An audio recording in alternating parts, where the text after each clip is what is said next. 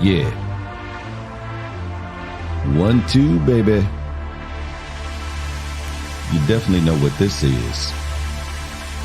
The #1 social media podcast in the nation.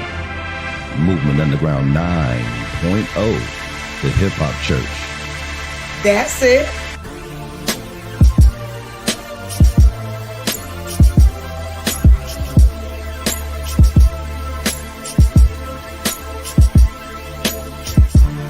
Sundays, 10 o'clock Central Standard Time.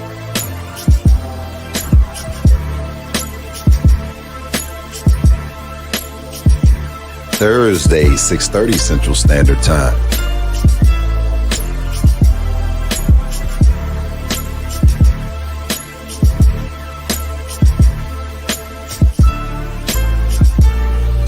All opinions expressed by the program participants are solely their current opinions and do not reflect the opinions of Dr. Tony Whitley Jr., Latesha Whitley, the Movement Underground 9.0, their respective parent companies or affiliates, or the companies with which the program participants are affiliated, and may not have been previously disseminated by them.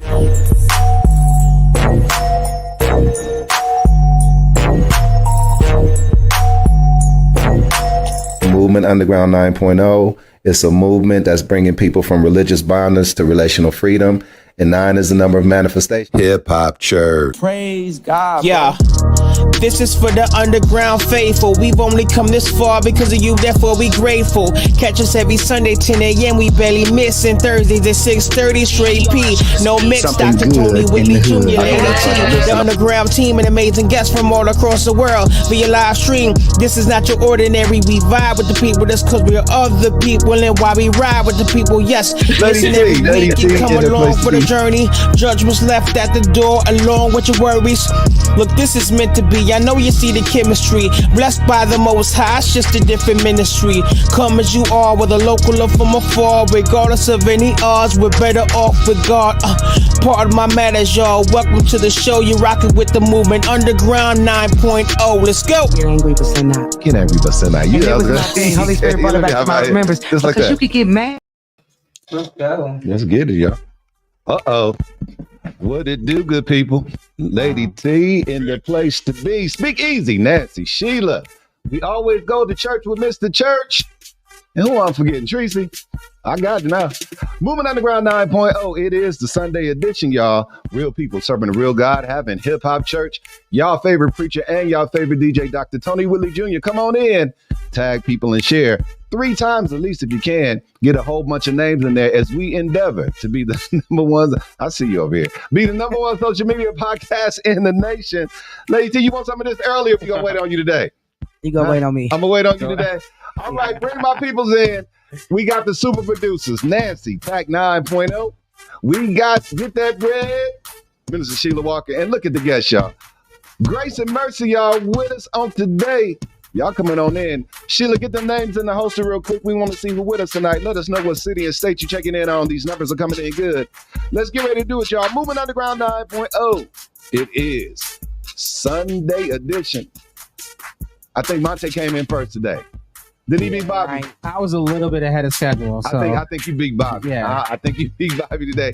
Mother Linda, welcome to the podcast. I think she would be first. Sheila first. I don't think No. first. Linda would be first. Mother Linda was first. Okay. Yeah.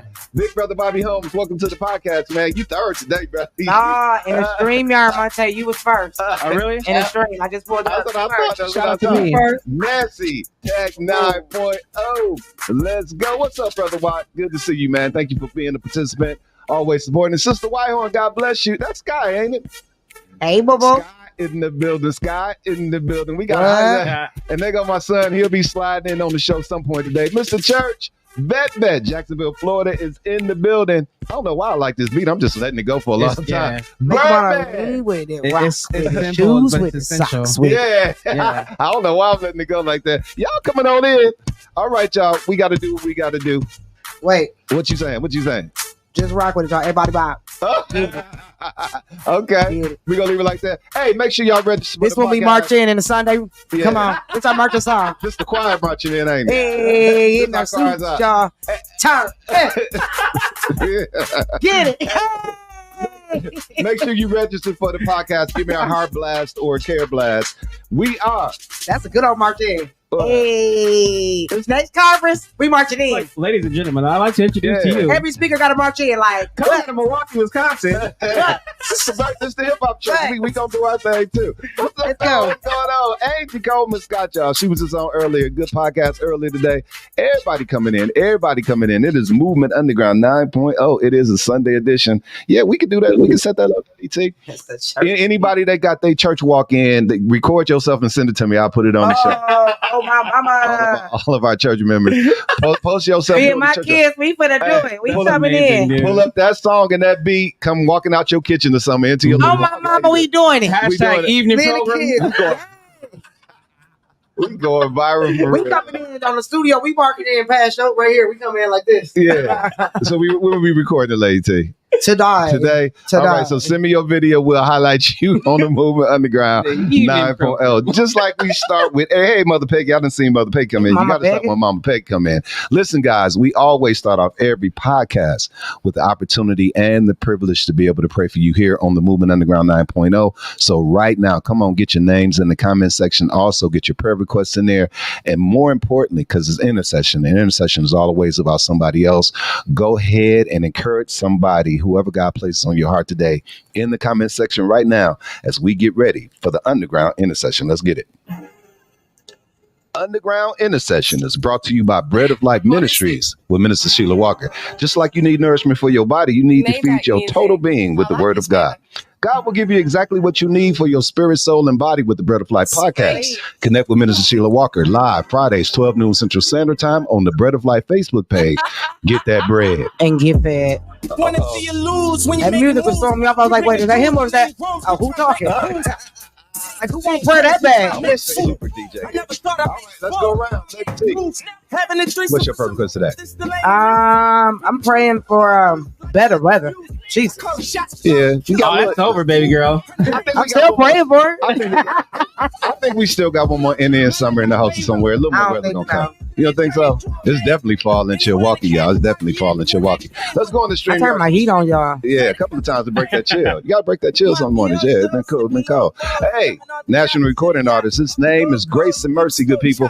What's your prayer request today, fam? Now we treat models like they thoughts on Soho. We can't hear you, preacher. No Jesus. No Jesus. That's a good prayer request, man. I like that. What is that? He said to get to know Jesus. Oh, I heard no Jesus. Like, wait, what he's talking about? The N-O. He said get to know Jesus. Not N-O You Jesus. got to let us know, Grace and Mercy. Listen. Like him. We heard no Jesus. Like, wait a minute. It's what? You meant the K-N-O-W, I think. That's what I think. Okay. So we in there. For the people in the back, you got to make it clear. This segment is sponsored by Bread of Life Ministries with Minister Sheila Walker. Yes. 30 minutes on your lunch break on Fridays to get a good word and be inspired for the rest of your day. What's your prayer request today, fam? I'm praying for my hubby, for my sexy. Hey, y'all remember when Jesse Jackson was running for president? Yes. And Eddie Murphy did that little comedy skit because he was going against Harold Washington. He's like, forget Harold Washington. I can't say how he said it. He said, "You can win, Jesse. You can win, Jesse." So, Jesse, you gonna win today, man. We gonna lift you up. Hey, y'all, Heart Condition, 6 p.m. Central Standard Time on the Heart Condition Facebook page. Her name is Nancy, Tech 9.0. What's your prayer request, fam? I am praying for my godbrother who is in Qatar right now performing. So Okay. in Qatar. Okay. What's up? We gonna lift him up. All right. I know Sheila Get That Bread is on the trigger. Who needs prayer tonight on the Movement Underground 9.0? Thank you, Lady T. We definitely appreciate it. Big Brother Bobby Holmes, Grace and Mercy. We got Grace and Mercy on the show too, so we doing mental health and Grace and Mercy. There you go, brother. Children and the grandchildren. It's like 3,000 of them we got to pray for. So I don't know if we got that much time, but we're gonna pray for all your grandchildren and your children, Mr. Sheila Walker. First Family, thank you, Sheila. Thank you. I'm sorry, Sheila. Nancy, thank you for that, Nancy. We appreciate you. We got your mom's Vivette. Listen, if your name don't get put on the screen, don't blame Sheila. Blame Sheila. We blaming Sheila for everything today, y'all. It's the Sheila. She like to smoke my dick. Come on down, dog. It is the Blame Sheila podcast edition today. Don't mess with her. We got that Adam spirit on us. We gonna blame Sheila for everything today. Listen, she got fishes and low. Fish fry every Friday. I don't think y'all want none. She wait to Friday to beat you down. You don't want none. Friday, she cold with it too. She cold with it. She got her. She real cold with it. She don't play. Listen, y'all, if your name don't get put on the screen, don't you worry. Myself, Lady T, we go over every podcast and we honor every prayer request that comes on here. So keep getting them up. We're going to get ready to lift this thing up to the Lord. Hold on. All right, Lady T, let's get it. Father, in the name of Jesus Christ, we thank and bless you on this evening, God. Thank you, God. Thank you for your mercy, your grace, God, your joy unspeakable, and the peace of God which surpasses all understanding. God, we thank you for this privilege and this opportunity to esteem others better than ourselves, God. So we pray the prayer of intercession, God. We thank you, God, for every request, and you see every concern, you see every challenge, God, and we always decree, God, that nothing is too hard for you, God. So do a great work, God. Do a quick work only in the way that you can do it. Only you can save to the utmost. Only you can set free, heal, and deliver. And so we thank you for doing it right now in the name of Jesus. It goes without saying how much we love and adore and appreciate you, God. And we lift up your name like never before. All these prayers, God, and all these requests, as we lift them up to you, we say them in your mighty, precious Son, Jesus' name we pray. Come on, Hip Hop Church, say amen. Amen. Amen. Too much money in Feeling 24 hours. Shaq and Kobe, right? Yeah, that's that cover right there. Yeah. That's that Shaq and Kobe right there. When the brother do a video from a hangar, brother, you got to give him some kind of props, brother. These brothers got planes behind them and stuff, brother, doing stuff from hangars and stuff, brother. Listen. Monte, I ain't trying to start no controversy, brother. Your segment getting ready to come up. I ain't trying. I kind of pinched on Nas. I kind of pinched on Nas' new joint. I ain't found nothing yet, y'all. You would say what now? I went through Nas' stuff a little bit. I went through the new stuff. Listen, if you can't hear it, I can't help you. I ain't found nothing yet, man. If you can't hear it, I can't help you. I'm gonna sit down and meditate Guess on what? it. I did. I'm gonna sit down and meditate and probably, later Guess on what? this evening. We Hold it. No, Right. I ain't found nothing yet. Nancy, don't get involved now. Don't get. Hey, mama. It's Hey, good, mama. Man, it's good. I'm trying to find. I'm gonna give it up. Like I said, I'm just saying where I'm at right now. I kind of just, I'm one of these dudes. I want to look at the, the credits and the contributors and the exec. I want to read all that stuff first, see who involved. I know Hit Boy's involved, but when I kind of just touch on a little bit and go through all of them to see what's gonna grab me first. Oh, really? And I ain't got. That's how you listen to music? No, I go right there and I start because I'm a B-side dude. Because none of the stuff that they kind of release really grab me. I want to see what's. See, when you're listening to Nas the wrong way, Nas tells a story. If you don't listen from start to finish, I gotta figure it out. That's the difference between him and other artists. Okay, don't say that. Please don't say Yeah, don't that. say what you was gonna say. What was he gonna say, Sheila? We already blaming you for everything, so you just gonna get involved anyway. I'm used to it. I'll be all right. Go. So now, y'all know, again, Lady T, I'm just gonna say it, her segment always be killing on the show. And this is the segment that always get the show behind because it be so good, the content be so good. And I love it because we don't know what Monte gonna come in with until he actually sit in this chair and he says it on the mic. So it is now time for a dope moment with Speak Easy. Let's get it. Peace and love. You are now listening to a dope moment with Speak Easy, sponsored by Dope Public Health Podcast. Check us out on all streaming platforms. Peace. You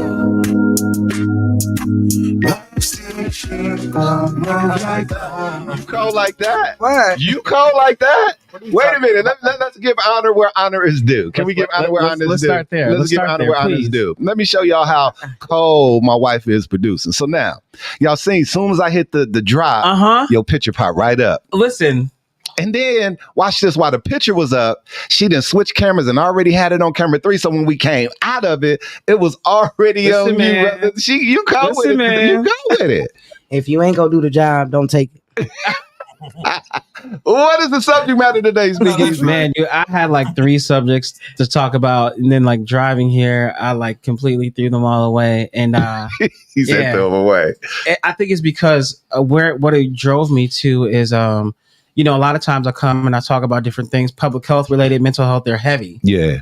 So sometimes you have to flip the script and like understand. So then today I wanted to talk about just joy. Okay. Specifically joy, like black joy, being a black man. Like I think it's something that we let's not underestimate how how much that is an active resistance. I like that, man. To like being happy, not fake happy, not like performative happy, not social media happy, not I acquired these things happy. Right. Come on. Happy with them in yourself, whatever that may be.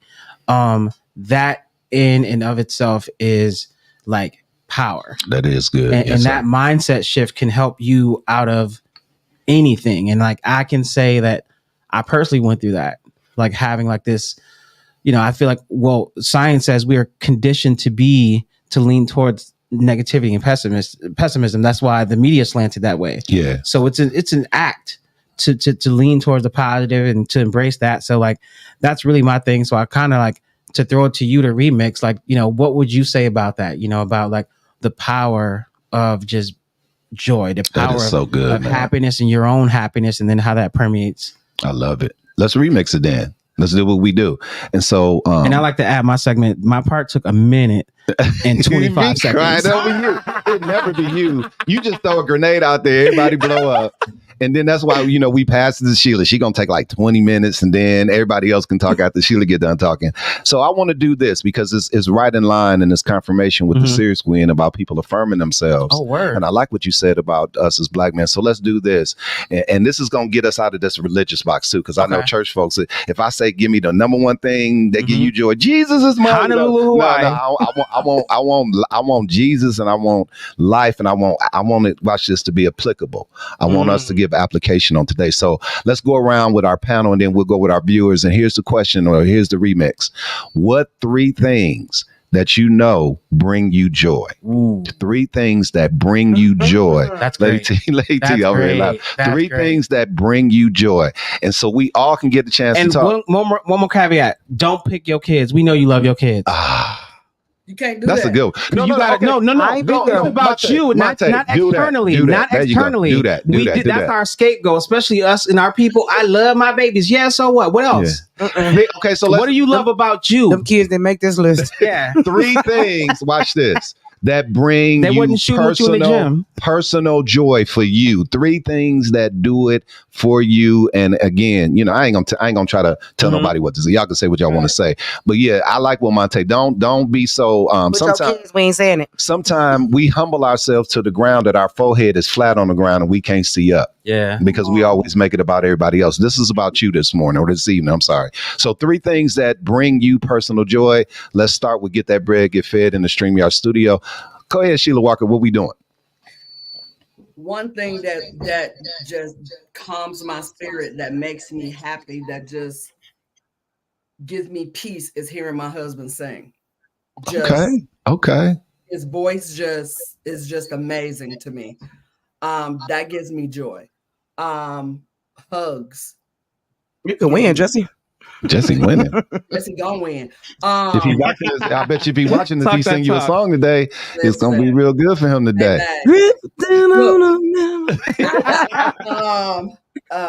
Hugs. I absolutely love hugs. They I don't know what it is. I really don't. And that's why she was jealous when Shannon gave us a hug. We ain't even see how she be jealous about her. She said you bringing up old stuff. Yeah. Okay, number 3. That was 3 days ago. The other thing that brings me joy, so serious, is seeing other people happy. That's really good. Wow. That's good. It does. They coming in. These comments coming in good too. All right, let's stay right there. Nancy, Tag 9.0. What 3 things bring you joy? 3 things. Music. Music brings me joy. Okay. Intellectual exchange. I like to argue. She says she like to argue. I like sharing ideas. Another thing. Learning something new. So like intellectual exchange with somebody or learning something new. Yeah. And honestly, just solitude. Like being able to come home, unwind, have a glass of wine, read a good book, watch a good podcast. As we can see. Amen. Because when you deal with people all day, and that's what I do, being able to like not have to deal with anybody, and recharging brings me joy.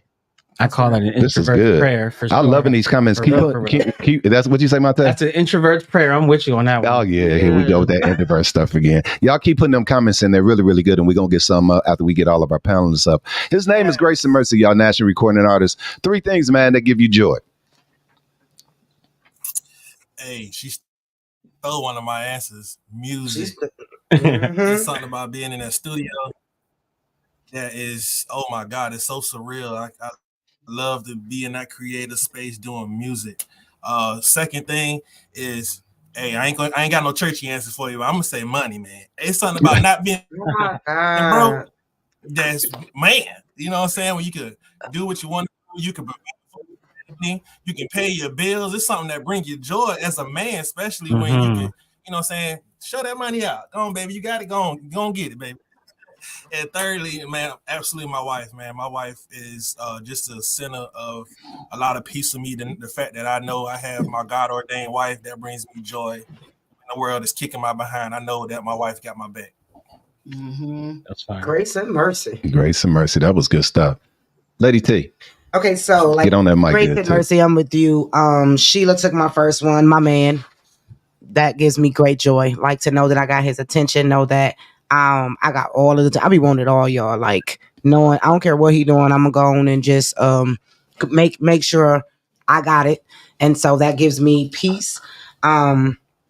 Grace and Mercy, you just said 1, 2, making money. I wrote mine down. Making money gives me so much joy, y'all. Y'all just don't even understand. I dance when I make money. Hey, babies. My baby just came in from work. Yeah. They just came in from making some money. I got joy because they ain't got to pay mine. Right. It didn't say.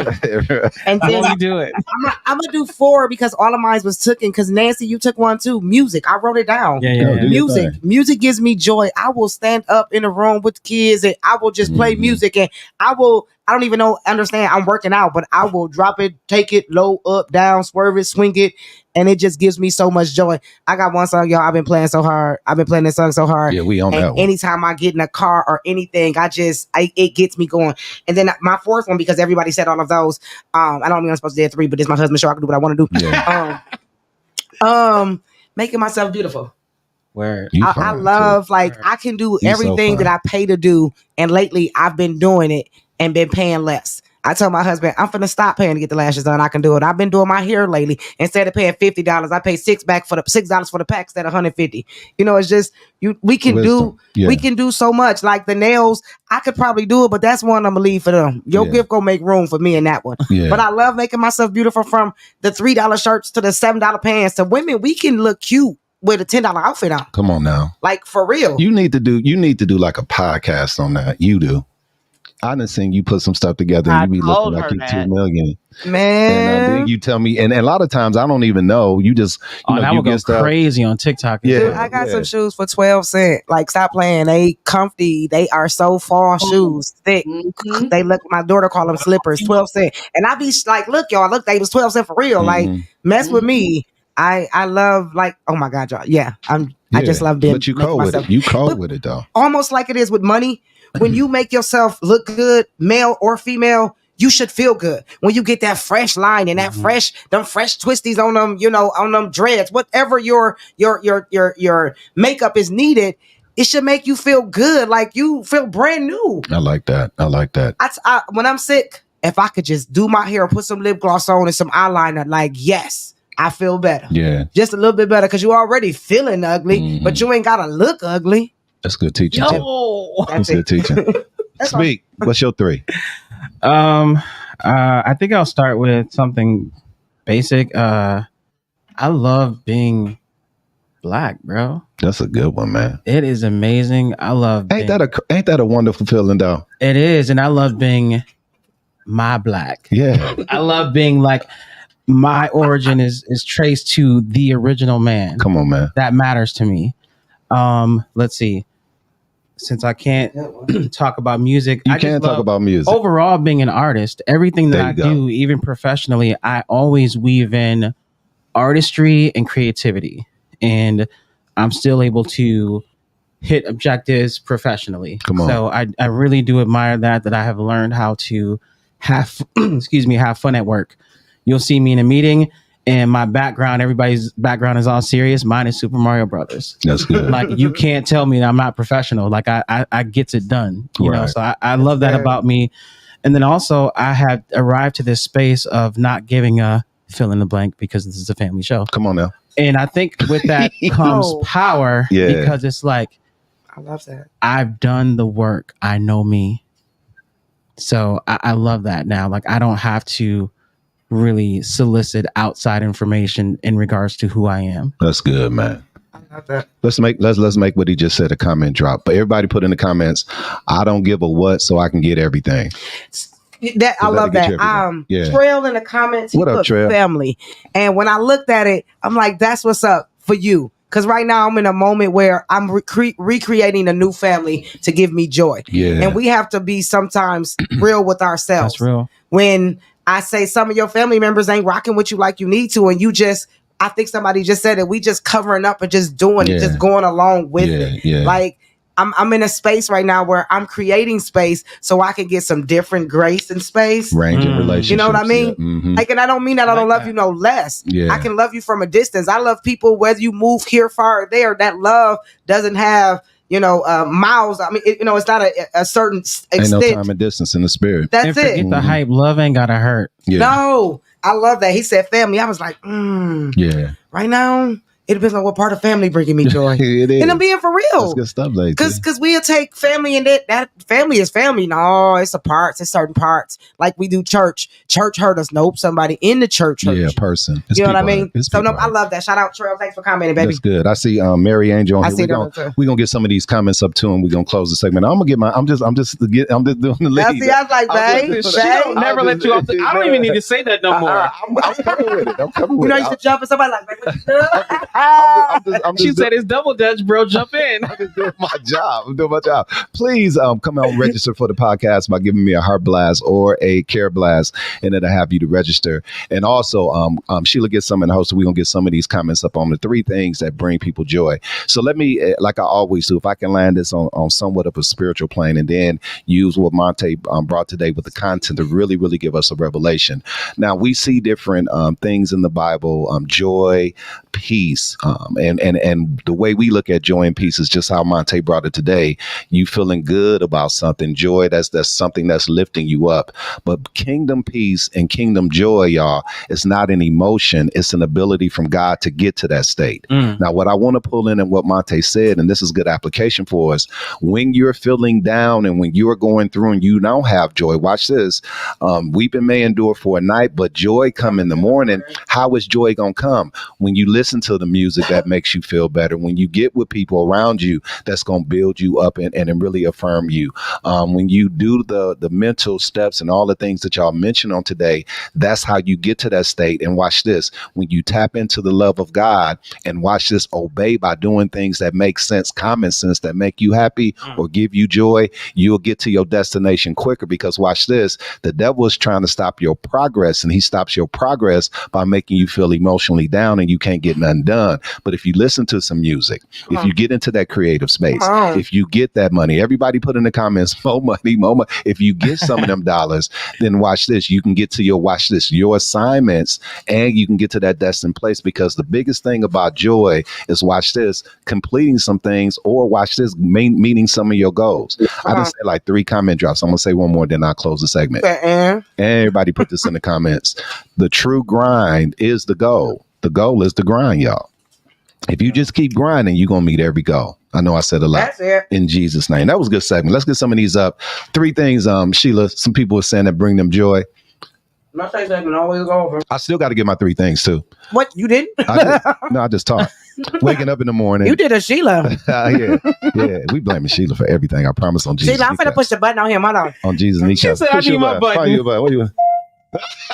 Peace and love. You're not listening to the Dope Moment with Keep Easy, sponsored by Dope Public Health Podcast. Hey. Check us out on all streaming platforms. Peace. Hey, we out. Look. I let it play. Yo, I can't, dude. You played it. I got a do-over. Hold on. I'm not winning, y'all. Which one you want? You probably want Him downstairs. You want him downstairs? I want Puff Puff Give. Okay, it's right there. Puff Puff Give. That's what I want. Puff Puff Give. I know what color it is. Okay, but let me get my three since she pushing on me. But let me get some comments. I push 7 buttons on the Sheila. More, Zoe, making money, music, being able to just sit. Okay, by myself. Okay, self-care. That's good. That's good, Zoe. Thank you for that. Xbox.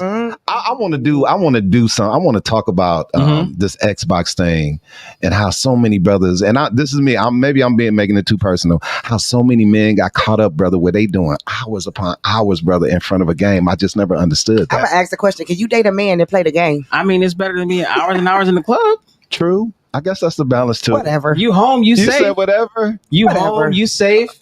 Like, maybe I don't plan because I ain't messing with no joker to play the game. That means you play more games. I ain't got time for you. Now, playing too many games. You spend too much time on there. Then I think that sometimes we escape into work, into games, into exercising, and I'm male or women. When you over excess do something, when you got supposed to be peace at home. Yeah. You can have a time to do it, but like you said, hours of things. Now we're escaping. We're escaping from life. That's just my personal opinion. Let me ask the brother some questions and put it in the comments. How much time is balanced time on the Xbox in the day? How much time on Xbox do brothers? If they, because brothers play, they need their getaway too. I mean, they need their release. But how much time is too much time in the day? That's interesting. And when you just said that to me, Xbox is no different than social media. People will go and flip through social media for 3 and 4 hours. Wow. 45 minutes at an hour. Yeah. You know what I mean? Like it's and then be on social media complaining about their man on the game. You know what I mean? Like he on the game, but you done watch every TikTok that or every this or that. You know what I mean? It's a balance. That's why I said we escape with these things. These things they give us interest, but then there's an escape because I do get on social media and I will get caught up. If I see my baby doing some work, I'm gonna get caught up, but I'm gonna be trying to, it's just different things, like different spaces for me. That's good. That's my opinion. That's a great point. That's good. So I guess we say how much time is too much time on technology then, if we're gonna say social media. Screen time. That's what I used to call it. Screen time. Raising my kids, it was screen time. It was all of the above. The daycare say more than 2 times or 45 minutes a day within 8-hour expanses, no more than that. Okay. But they give you 45 in a morning and 45 in the evening. Anytime between, no TV time. Okay. And they say 30 to 45, which means you don't even get to watch a whole movie. Wow. That's good stuff. You don't even get to watch a whole movie. Like, okay, save some for later. Too much screen time, Please. But this is the thing that I want to say too. Screen time is how we operate. That's I tell a lot of parents programming. A lot of parents, I tell them where their children are struggling and you want to hire a tutor, that tutor is boring. Download a game. Yeah. To teach them how to read that they have to play. Download a math game. I know they be on the game too much, but we boring. We are boring. You're boring. We don't come up with this summer. Boring too. Yeah. This summer for math, we did Scudo with the kids. That was our math. Picking out the numbers, trying to do this. No, not 20 times, 30, 15 times this. That is boring. Yeah. I love how some of these teachers are implementing the songs with it and doing that. We have to be able to relate in order to redeem. We're losing these kids with the way that we are learning and not gravitating how they are learning. They learn through technology. Yeah. That's right. So let's implement it. I make my kids, the daycare kids, I be like, pull the tablets out, y'all. They had to do a Black History report. They had to do what was Juneteenth. Yeah. You go bring it, we go use it. Yeah. They got some screen time. And they want to use it that way, and they excited That's about how you it. Properly use it, yeah. Exactly. Sure. Shout out to Angie Coleman Scott. She has some educators on Level Up on yesterday. And one of the comments that I made, I said, we got to quit teaching how we teach and teach kids how they learn. That's it. We got to change the narrative, guys. And so, again. If your kid ain't got a tablet or a phone, I don't think you should have a phone, but a tablet, y'all cheating them out of the learning. Because we are not equipped to teach our children. We not teachers. Know how to do they math right now. It's not the 80s and 90s no more. It's 2023. You have to adapt to modern times. But even then, when we was teaching, we get frustrated because if we wanted to be a teacher, we would have bought a teacher. Yeah. You got cooks and you got people that's in the office trying to teach your kids ABCs. After 12 or 20, it's the teacher job. Yeah, it's a whole nother thing. It is. I'm gonna have you to come to my 30, and I'm joking with that, but we get frustrated when our kids ain't doing something we think they learn because they know Nicki Minaj song or they know Jay-Z song. Yeah. That's kind of our fault too. Yeah. But we don't have the patience because we're not teachers. Teach them the way they learn. And we get to holler. You know what? He said 99 problems. I gotta go. Now, again, it wasn't Speak's fault that his segment went over again, but it always go over because it's just good content. It's just good content. And guys, we really thank you, Speak, for bringing that in. And thank y'all for your comments and that. Shout out to Pastor Jay Sellers. I see Pastor Jay Calhoun on here. All of you guys, thank y'all for tuning in. Continue to tag and share Moving Underground 9.0. What you got, Lady T? Did you give your 3? Did I get my 3? No, you didn't. Okay, let me get my 3 real quick. Real quick. Number one, number one that brings me joy is when I do something to make her crack up laughing. To see her laugh at me, nothing brings me more joy than just like now. See, she laughing.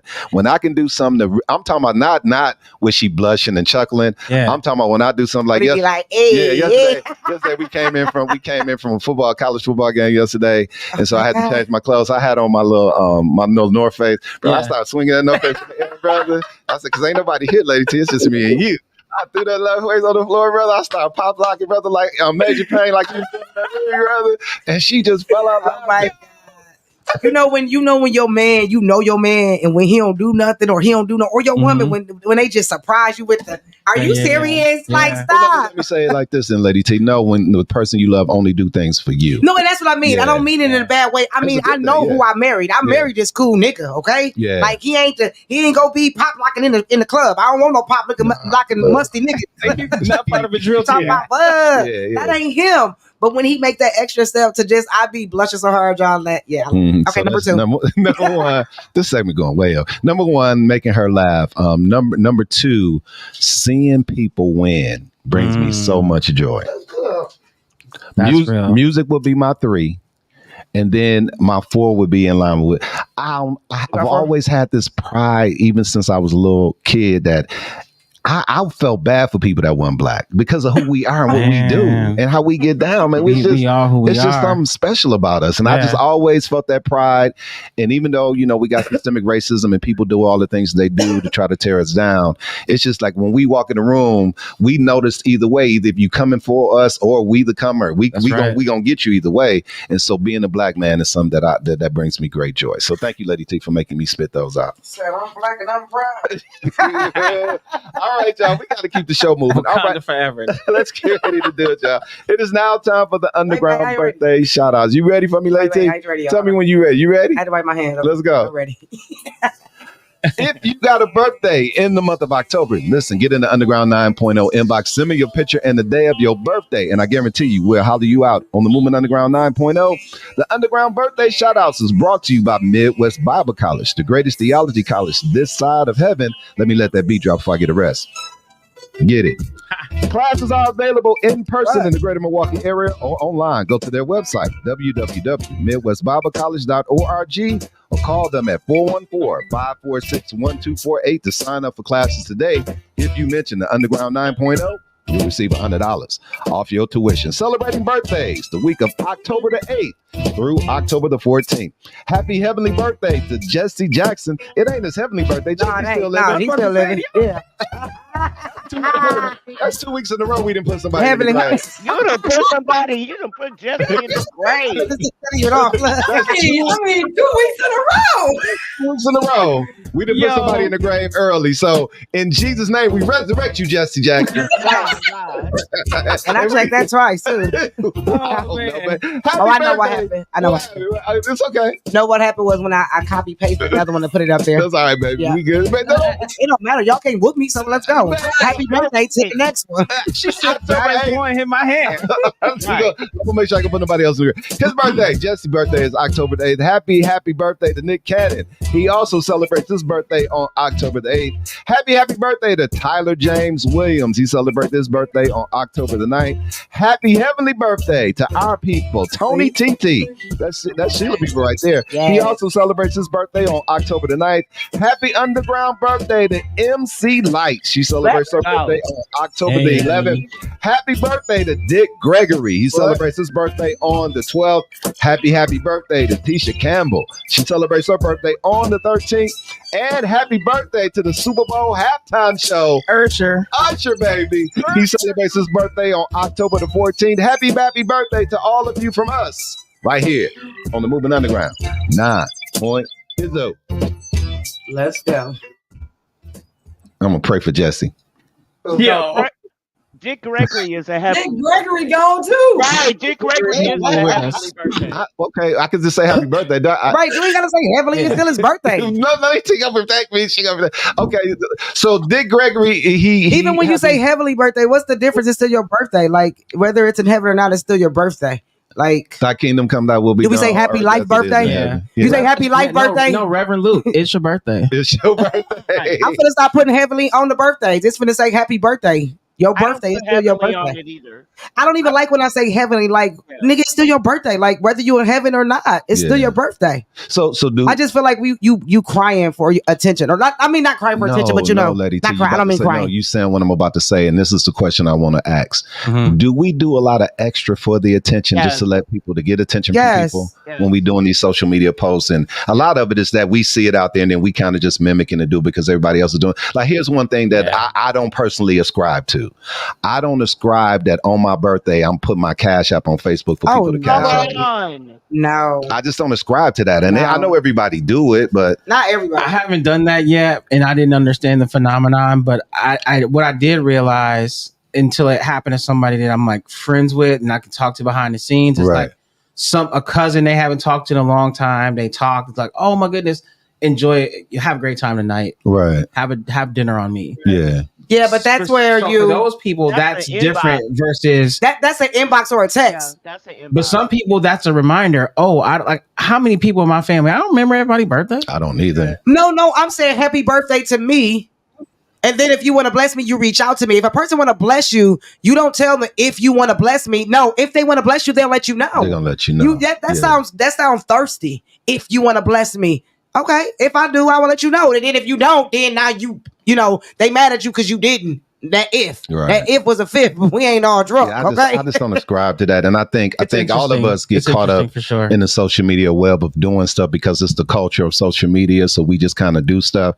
And so I do agree with the happy heavenly birthday. You know, we do it. Happy heavenly birthday. So are you counting the heavenly birthday? I'm not against it, y'all. I'm just saying we really got to question why we do it. You know, go ahead, Nancy. What was you saying? Your heavenly birthday, isn't that when you got birthed into heaven? So wouldn't that be like the day you ding, died? ding, ding. Here come tag 9.0. You said that wouldn't be the what? Wouldn't that be the day that you got into heaven? You got your wings. Today you got your wings. Would that be your heavenly birthday? Oh, because I was going to say, like how many you get? Right. Like that. No, I'm saying the reason I'm saying like, okay, so you say happy heavenly birthday. So for my cousins, two of my cousins, it's their first one this year. Yeah. So the next year, do I say happy second heavenly birthday? Right. Happy third heavenly birthday? Happy fourth. You get what I'm saying? Yeah. I mean, there are literally some people who do it like we're talking about. How do we really know if they're in heaven? What do you think? What do you think? Wait. Hold on. What do you say, grace and mercy? How you know they? This the first time. I can't take you. This the first time in birthday segment that the birthday segment finna go over because Grace and Mercy put out there. How did you know they in heaven? That's on the G. Yeah, that's on the G. We ain't got no prescription saying they went there. We ain't getting no letter. I mean, like if Hitler was related to you, you ain't wishing him a happy heavenly birthday. Like my granddaddy say, thing about it, y'all, I can live a whole saved life in front of y'all, but live a whole hell behind those. Yeah. And me or you don't know where the hell I'm going. And I mean hell, look where the hell I'm going. Yeah. For real. Yeah, that is so real. Grace and mercy, get up out of here. We got the right one on the show, Grace and Mercy. He already when he said money, I'm taking heavily off of all the birthdays. He said when he said money bring me joy, and why y'all trying to put people in heaven and you ain't who said big birthday in heaven? He log on the show. Who said happy hell birthday? That's a fact. We don't ever get an email confirmation. Like, right. Lady T, wait a minute. Happy hell birthday. Never said in the history of birthdays, happy hell birthday. Even when they don't like the person. Wow. Imagine somebody going rest in heat. That's messed up. That's messed up. I gotta go right now, Lady T. Did you hear what he said? He said rest in heat. James Brown. I'm done. Rest in heat. I'm a good Rest in heat. Oh, we gonna get in trouble today. By who? I don't know. And what? I'm just trying to be politically If you don't correct. like this, change the stuff. Change the show. Yeah. All right, y'all. Let me move the show on because we already behind. But God is good. Continue to tag and share. Moving Underground 9.0. Facebook, YouTube, Twitch, and Twitter, baby. All right, y'all. It is now time for one of the wonderful.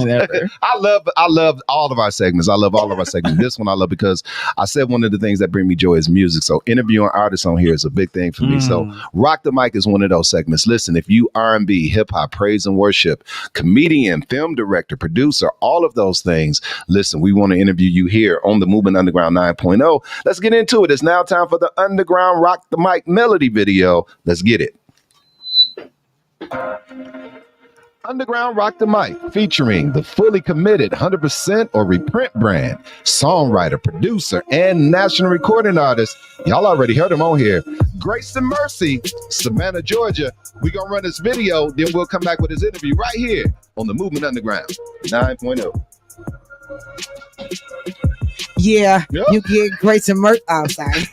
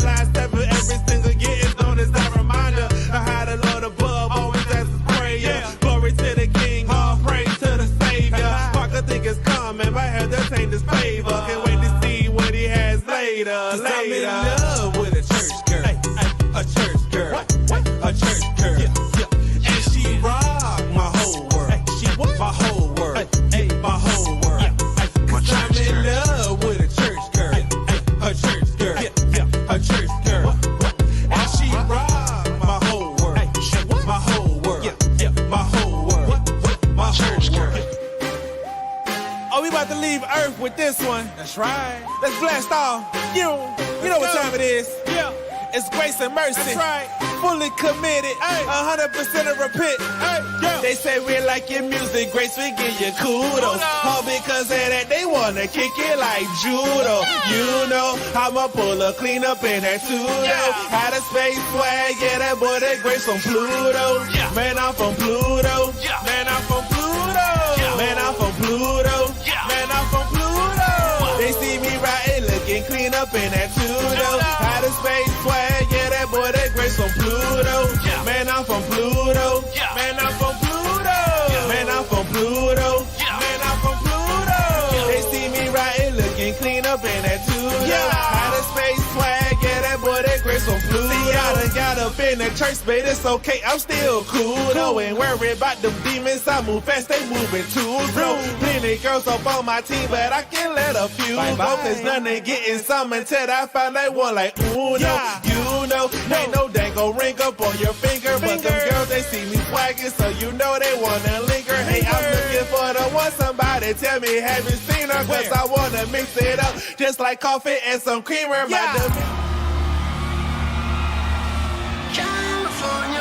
Let's go! Hands up, let's go, y'all! Like this, let's go!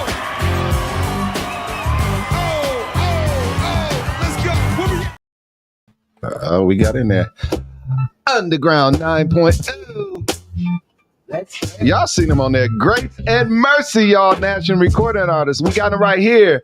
Movement Underground 9.0. We call it the Sunday edition, good peoples. Real people, sermon of the real God. I'm trying to get us to his picture. Happy hip hop church lessons. Hey, there he is. There he is. There he is. That's a joint right there. It's two songs I ain't seen you do love. It's two songs I want you to do something off of. Okay. Warning and this one right here. Okay. I like this one too. Y'all show some love for me in the comments, y'all. Grace and Mercy. What it do, fam? What it is. Man, let's get right into the interview, man. First of all, thank you, man, for Sunday evening hanging out with us, brother. And shout out to Mr. Church for connecting us, man. We loving the music, man. We seen it. I've been in your catalog. We just highlighted 2 videos. All right, man. Introduce our audience, man. Who is Grace and Mercy?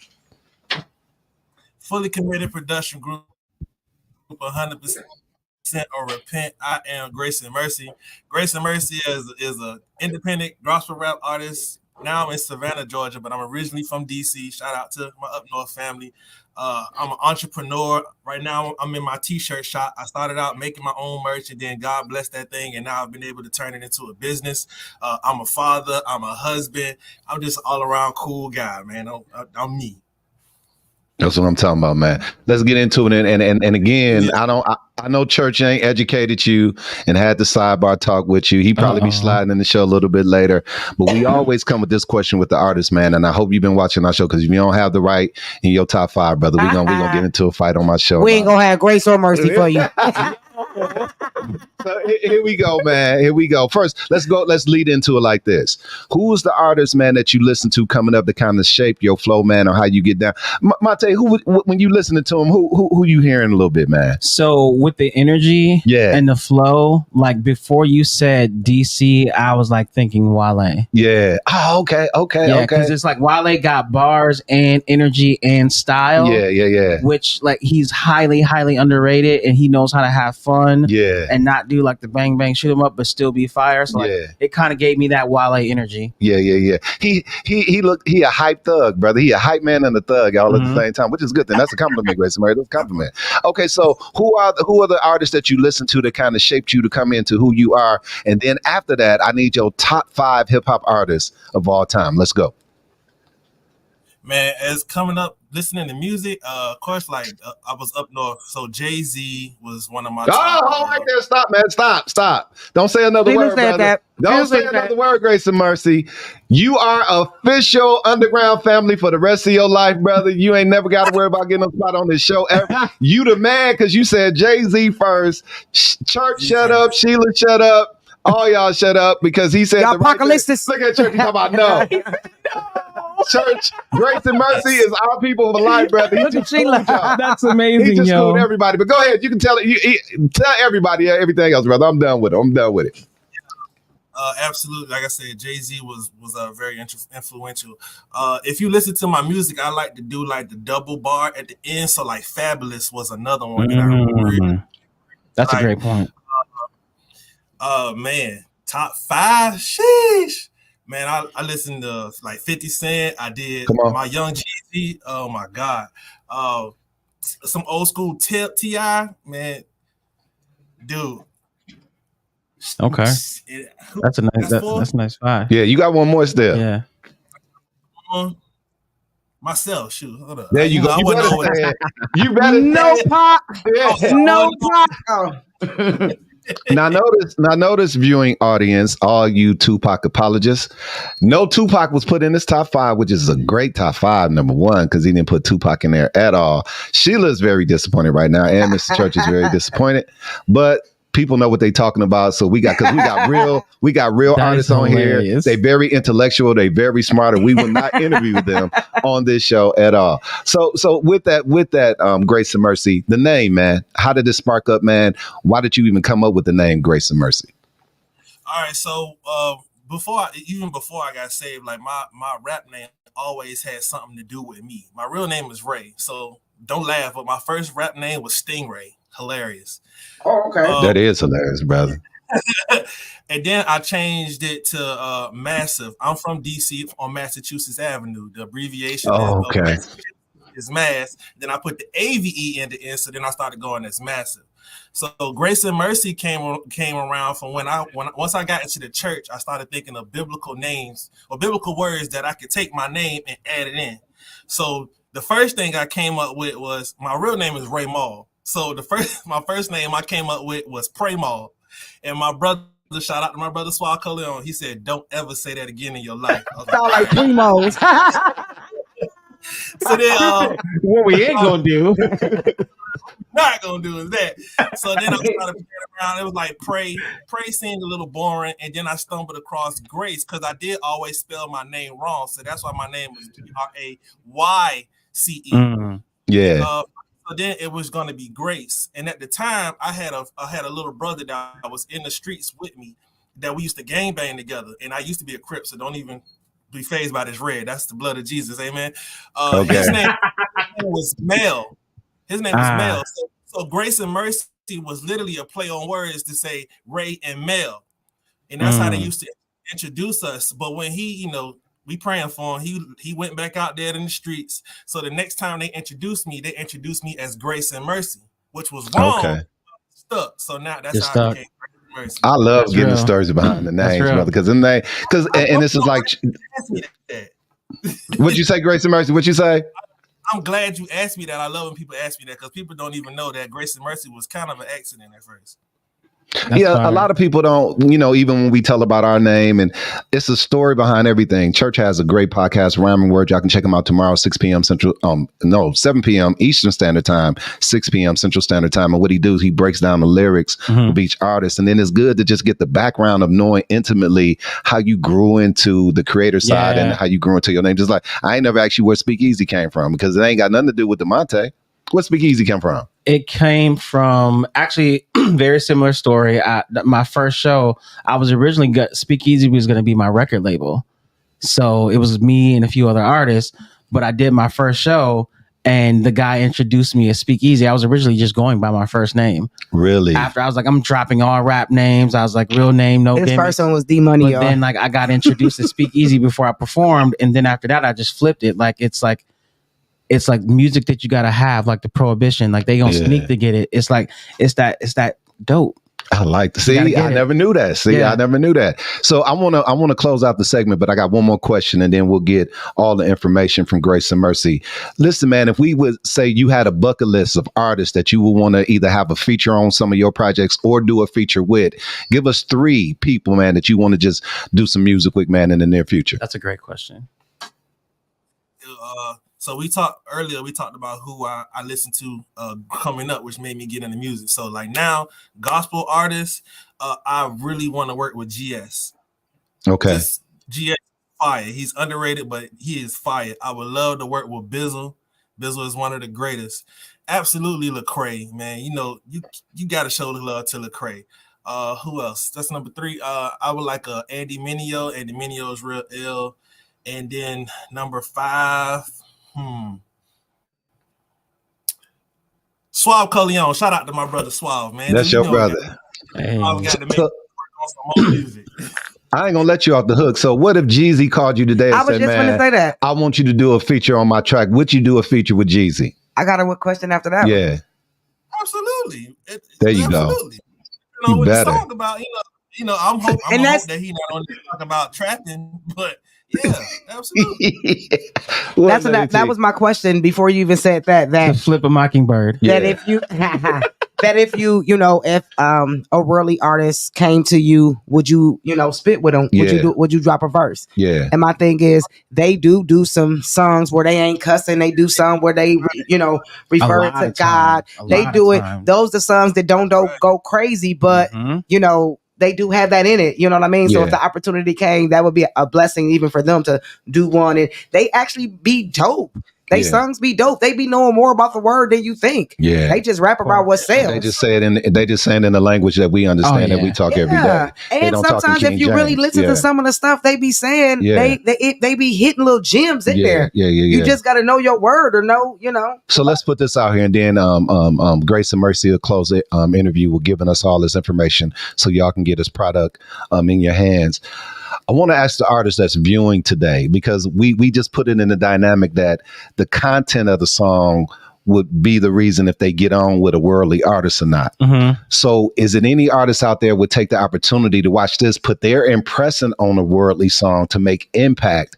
Because they have an opportunity to make impact, even though the message that the person may be doing is worldly. Would you get on the track with that artist? I would. On the G. You mean would you get on the track with the worldly artist? Yeah. Gotcha. Yeah. I can't answer that. I'm a worldly. Yeah, you good. I would. We are the world. So, I definitely would. Just a little bit that I did and I started. Y'all, when I be saying, can I cuss y'all, okay? Yeah. Make me mad, I cuss. Yeah. And so just to get on some of these raps and had to not cuss, it wasn't hard, but it made me expand my vocabulary. Yeah. But I still cussed y'all. Yeah. I still told y'all, you know what I mean? People when they cuss, you're using the derogatory statement, or you're using emphasis on the word to try to. I used emphasis. I said what I said. Some of the things I said, it made you like, oh, she should have said after this. Yeah, you know what I mean? Like, That's real, so that's real, that's real. I can flow with it and not say one cuss word, and they can say them before my verse and after my verse, and the hook could have cuss words in it. Put some of them up real quick, Sheila. I see Church said that he would. Birdman said that he would. New Type of Money. Let's go. They said they would. Bev said, because the reason I asked that question, because I think a lot of time we get religiously boxed in and we make everything in the world when it's an opportunity to impact the world, because that's the vehicle that everybody's going to listen to. It's literally self-segregation. Yeah, I don't understand why people would choose to put themselves in a box. Yeah. If your music is fire, your music is fire. Yeah. Any artist, when you put yourself in a box, all you're doing is playing in the hands of the people that are marketing it, that don't want you to profit anyway. Yeah. So like, if you're an artist, you got to really smarten up. It's 2023. Yeah. They want them labels. It's for selling and marketing purposes, and for people to try to pay to play on a playlist. Look, I like that. Grace and Mercy letting y'all know. Yeah, he coming on in. So Grace and Mercy, tell him. He was letting us know about what his hat said. Yeah. Let me see what it say. What it say? What that fully committed. There you go. That's real. So Grace and Mercy, how everybody can get in contact with you, man? Where can they go to get this? Because there's some good music, man. How can they get their projects in their hands, man? Your project in their hand, rather. I'm on everything: iTunes, Apple Music, Spotify, Google Play. I'm on everything. Search for Grace and Mercy. If my music don't come up, it's because you're not adding a Y in it. I guarantee you. And I'm glad that I spelled it. Can you imagine? Yeah, can you imagine looking for Grace and Mercy and I spelled it the right way? My music would be lost. You can go to my website, www.fullycommitted.org. I'm on Facebook and Instagram as Grace and Mercy. I'm on TikTok as Grace and Mercy. Yeah, so yeah, I'm out here. You good, man. So listen, Grace and Mercy going to be with us the whole podcast. So if you got some questions for him, throw them in the comment section. I guarantee you we'll pull him up and holler at him some more. He's our only guest on today, so we can spend some good quality time with him. This is good stuff, y'all. All right, y'all. Good segment. It is now time for the Underground Black History Moment. Listen, guys, we just don't celebrate Black History here in the month of February. We celebrate every Sunday on the Movement Underground 9.0. And the goal here is to put a inspiring character in front of you that look just like you, so you can be a better you, and then we can be a better us. So let's get ready to do it, y'all. Underground Black History Moment. Let's go. Underground Black History Moment is brought to you by our peeps over at Rejuve Soda and Spring Water. Shout out to Earl Stokes and his team right here in Milwaukee. No plastic glass bottles, and all the flavors are really, really good. Make sure you go over to rejuvesoda.com and order yours today right here. Straight up from the Movement Underground 9.0. All right, we need some numbers real quick, Lady T. We need between 1 and 9 so we can get some people to win a spot in the underground battle. So let's let you do it. 1 to 9. What you got for me today? 4. When Lil Joe hit the flow. Speak. 1. This is going to be over quick. I love when they pick early numbers. 1. If you comment number 1, comment number 4. I almost said 2. Comment number 4, you're going to win a spot in the battle. But just as we highlighted, Rejuve Soda and Spring Water is going to highlight the introduction of our sponsor section, and we'll be back with that character right after words from our sponsors right here. I want to sing to the ladies. You're my lady. Yeah. Like that. You my lady, girl. We'll be back with the character after word from our sponsors right here on the 9.0. What's happening? It's your girl, my regular artist, aka MTA, aka your favorite cousin on your dad's side. Listen, they say don't say you're back, say you're better. So I'm gonna tell you this, I'm better. Listen, we have changed the name of the podcast, so it's no longer Sip and Chat. Now we're Round Table with MTA. But guess what? The discussions are gonna be better. They're gonna be deeper. We're gonna really get into it. Do you hear me? New faces. New topics every Tuesday, 7 p.m. Eastern Standard Time. You don't want to miss it. You hear me? That's it. Yo, what's good, family? It's your neighborhood, little big bro Willow. Hey, yo, check this out. I'm excited. You want to know why? It's because of the launch of my new podcast, Manna in the White Room. It's a combination of 2 of my old podcasts, Morning Manna and The White Room. But guess what? Now I'm inviting you into my life, along with my guests, with fellowship and relatability through testimony and teaching, so you can experience the same love that set us free. So watch this. Join us every Saturday at 7 p.m. Eastern Standard Time, right here on Facebook Live and YouTube, on the podcast where I'd rather fill a heart before I spill a seat. Let go. Hey y'all. My name is Minister Sheila Walker, and I am the host of the Bread of Life podcast and the author of Life Lessons. Listen, I know what stress looks like. I know what grief looks like. Life Lessons is sharing with you those exact things. Life Lessons is available to you right now on Amazon, on Kindle, via ebook, and for the ones that don't like reading books, listen, the audio book will be available to you later on this year. I got you. Life Lessons. This is my blues, 'cause I'm back down on my own again. Hip Hop Church. That's it. Your relationships, watch this, your prosperity and your poverty are tied into your relationships. Oh, that's it. And so what you're highlighting is so important. Hard up here. I mean, that's just, you should, I feel like when you say that, you should say it like this, like it's a chopper. Hand it to him like it's like you just gave to me like, blah. The #1 social media podcast in the nation. Team Underground. That's it. 1, 2, baby.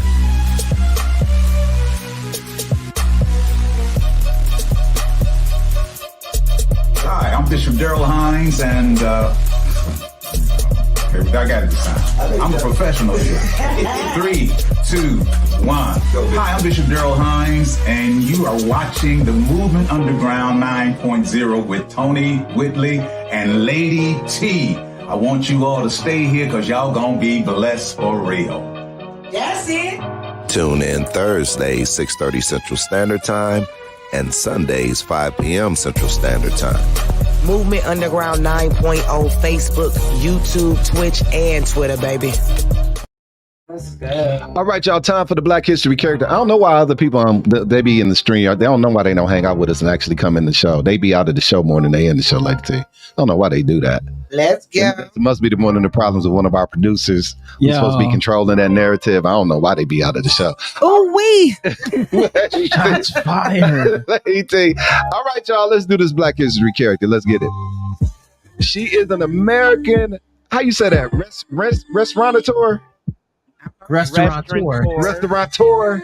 Yeah. Did I said it right the second time? She's amazing. Okay. Yeah. Okay, let's do it. She is the owner, operator of Slutty Vegan, a plant-based burger restaurant chain in Atlanta, Georgia. In 2023, she was added to the Time Magazine 100 Next list, recognizing individuals with outstanding influence on American culture and cuisine. What and who is her name? Let's get ready to do it. I won. You won already? Let's go, Pinky. She said, I win. 1, 2, 3. I think Marvet got 4. Marvet got 4. Yep, I got 5. I got 1, 2, 3. And she got 4. I got 5. Wood. It was so. What we doing? 2 and 4. 1 and 4. 1 and 4. So Yes. you was first. Of course. And she was 4. Okay, so Marvet got a spot. We got to bring Marvet anyway. To get her hair buzz. Have Marvet ever won a battle? Yeah. No. I don't know. Who have Listen, don't hate on the people that are undefeated. I mean, the people with purple records. I think you and Marvet ain't never won. And I'm never going to win. I think, I want to give other people some support and love. We can't win in everything in life. It's all right. Okay, Nancy in the battle today, though. Okay. Yeah. Hey, top Oaktown song or collaboration. Wow. Only artist from Oakland, brother. You really play too much, bro. Too much. Nobody got time. Sheesh. You got time for me, though. All the time. All the time. For that subject. Okay. Look at me. Let me see what you're talking about. Look at me. I just want to make sure you're going to blush and stuff. Stop, girl. You stop playing with me. What? Let's go. Let's go.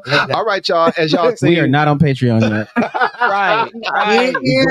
We going on Patreon though. We going on there. Yeah. We going on there. All right, y'all. This has been good, y'all. Listen, one of the things that we do, I love again, is the show is very organic. Sometimes we have double rock the mic guest, community spotlight, what's good in the hood interviews. We have neither one of that, but I sure want to highlight some of the top interviews or top artists that we've had on the show thus far here on the Movement Underground 9.0. Okay. So let's get ready to get into it, y'all. We got got one more Rock the Mic segment. We gonna show all. We gotta. I guess we gonna have to add Grace and Mercy to the video clip too, since he's so cold, brother. Yeah. And he didn't came in here and blasting and took us to Pluto and all kind of stuff, brother. So I want to hang out with that brother.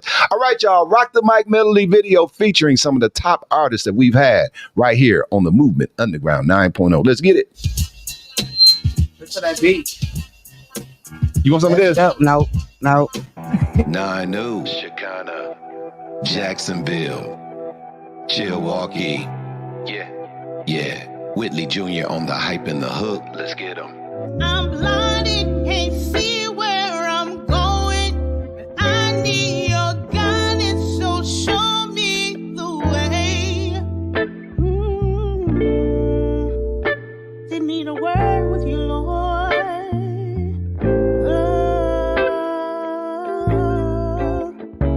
I don't play no games with the enemy. He not a friend of me. He ain't no kin to me. Only any fake dreaming to end in me. A head busting to the snake is what you finna see. My destiny lies in God's hands. I'm God's child, a part of God's plan. Going hard for the Lord that's in the cause, man.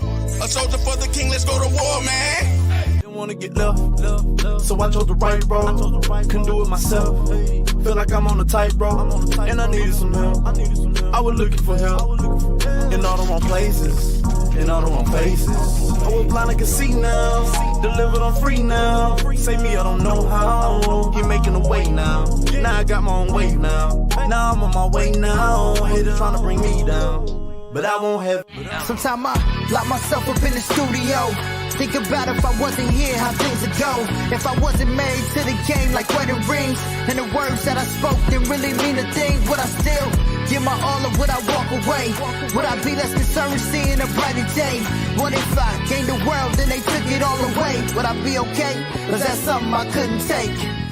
Leg out. They heard me riding in my Merc, blasting hip-hop on a Sunday. All up in my ride, judging me the sum of one day. Told me hell is hot, I asked how they know, lest they been there. Most high don't see as man sees, I'm thankful for his son, yeah.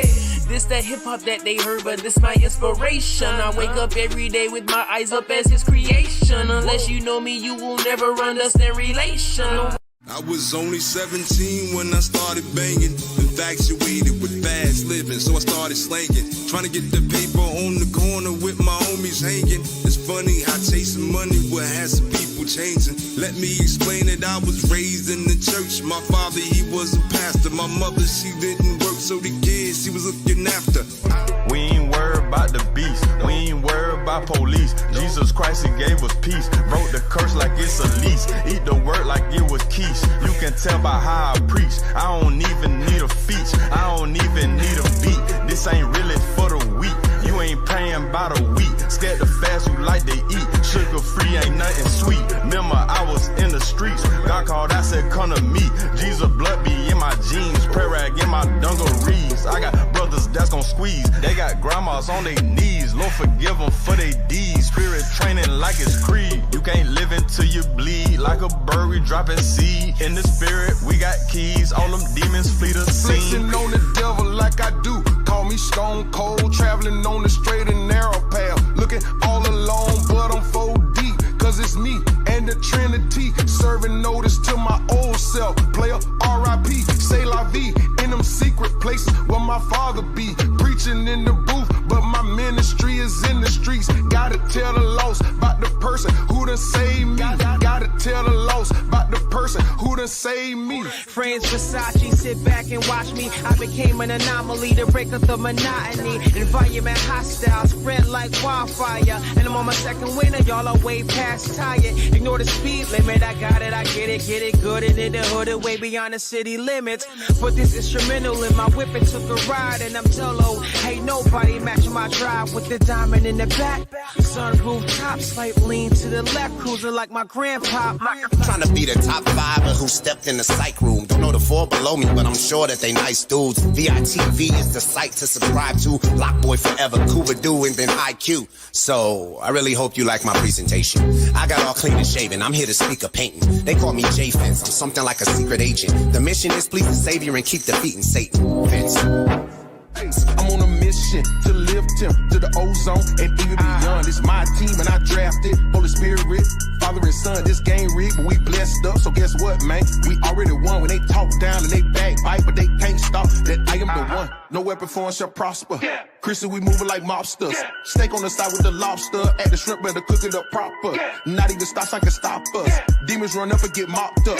Devil, you come trying to rob us, but the scripture be popping like choppers. Now the waves up the hits, boom.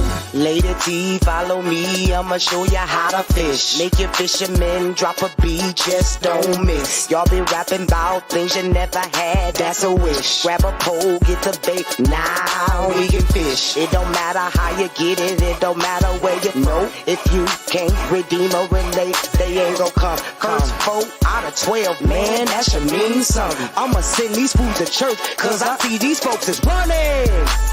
Yeah, we gon' say it. Come on, I'm just gon' say it. We gon' say it. The 9.FLO, we gon' say it. Ain't trying to brag or boast, I'm just declaring that I'm cold.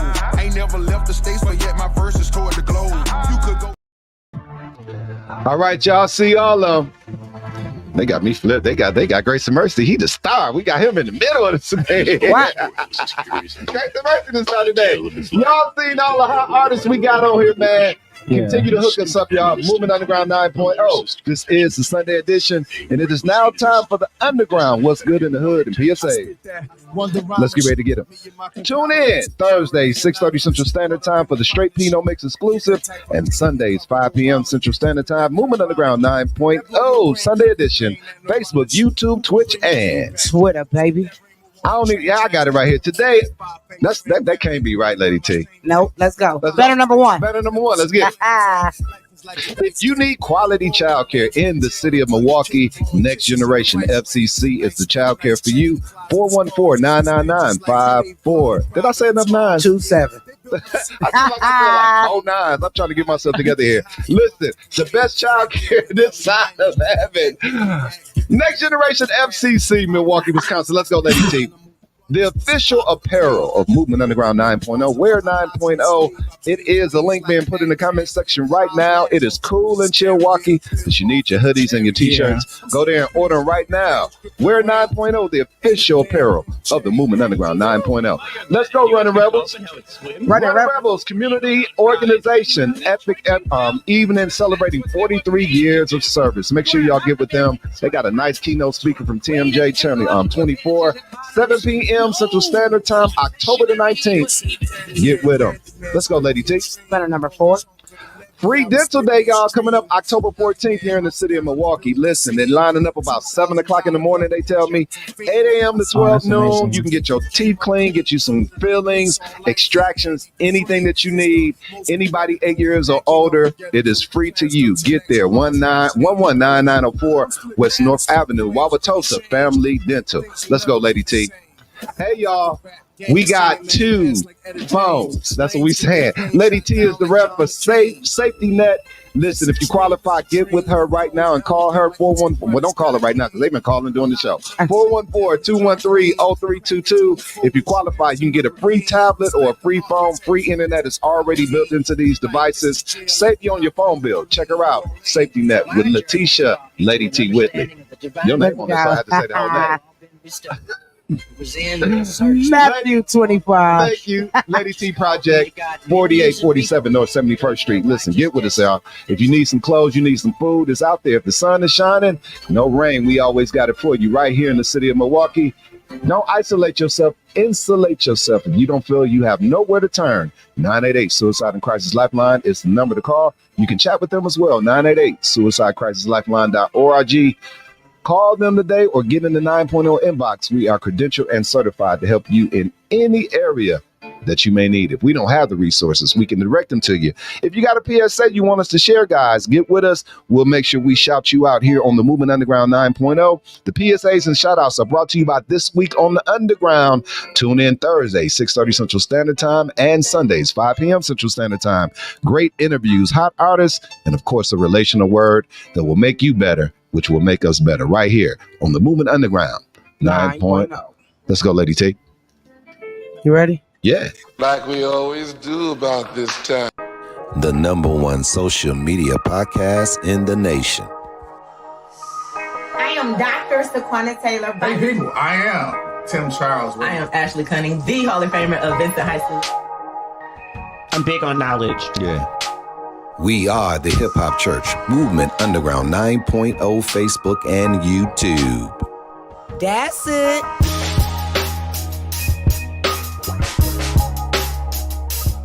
Let me just say this. Yeah. It's a joy for me to see you move in this direction by the leading of the Lord. Listen here, I'm Pastor Powers. They call me the business pastor from Finding Faith Church Integrity. Also the McDonald's guy. And we're here watching the Movement Underground with Dr. Tony Whitley. And look at him. You all know you just can't say her name. This skinny old way, Lady T. That's it, pals. My people. Let's go. Featuring Sir Quentin. You already know. Shut up and hustle. Grace and Mercy. Suave Coleon. The legendary Doc B. Is this thing on? Is this thing on? Is this my song? and the underground battle where you get your head busted.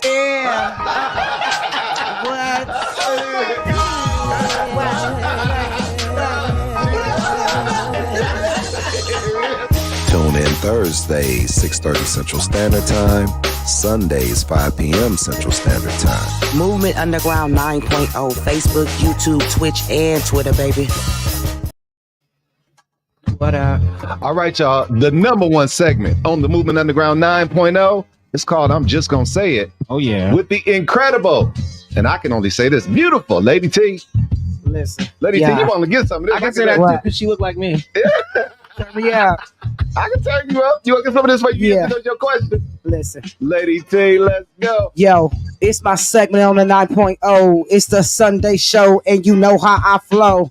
Grace and Mercy, not sure if you know, but Lady T, Tony Whitley, girl, you know. Hey, it's Sunday day. I'm about to say what we about to talk about and what you really want to say. Hey, I say what you think, what you did, and what you know, how you want to do it, baby. I'm just going to flow. I'm sorry. Sorry. I need to push a hype button. I'm going to get a hype button for you. Okay, so the question of the day is... What's the question today? Why do we get upset when people tag us in on social media?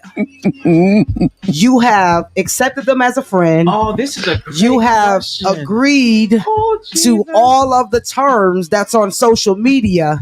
So why do we get upset? When people tag you in the stuff. When people tag you in. You starting it off and you puff passing it first. I'm a puff pass. Who you going to? Let's go. Let everybody in. Let's get everybody come on in. Yeah, get us off the big square there. Sheila, you getting us in? Sheila gonna make it. She gonna make it, and she got us in the middle too. Look at that. That's so Let's good. go. Thank you, Sheila. Thank you, Sheila. Grace and Mercy, start us off. Laughing. You said, why do we get? Why do we get upset when people? Yeah, when they tag us in, and and I'm gonna add to it. Why do we get upset, and why don't we support them? Because you said you know, because most of the time we only add them as a friend because we hope they only go support us. But we got some people that's doing some stuff too. Yeah. Okay, I'm done. Let's Grace go. and Mercy, it's on you. It's on you. I think some people, they just get spamish with it. Like I'm fine if you tag me, but then if you tagging me, 30 times a day in the same post, I think that's when they just get excessive. But with me personally, I have a approval. Like if somebody tag me in it, I got to approve it before it even hit my page. So you can tag me there on you go. It might That's not good. hit my page. Yeah, just so I don't have to be like, man, stop tagging me and stuff. I just, if I don't approve it, it's not on my page. Let's go. Feed them, Sheila. Stop, Pastor, stop. I'm laughing at you. Listen, because look, I know a lot of people are only friends with me because they don't know all my business, so they send me a friend request so they can try and find out my business. That's one thing. I also know a lot of people troll my page and don't even say hey, but I'll be like this: hey y'all, how y'all doing? Even though they don't say nothing ever on be on my page, they don't do anything. Now, when people tag me and stuff, I don't have a problem with it because I don't mind sharing people's stuff. But it's funny because I share everybody's stuff. Ask me, do people share my stuff? That's all I got to say about that. And scene. Go ahead. There you go. She wasn't even nowhere near getting the button pushed on her today. Let's go, Tech 9.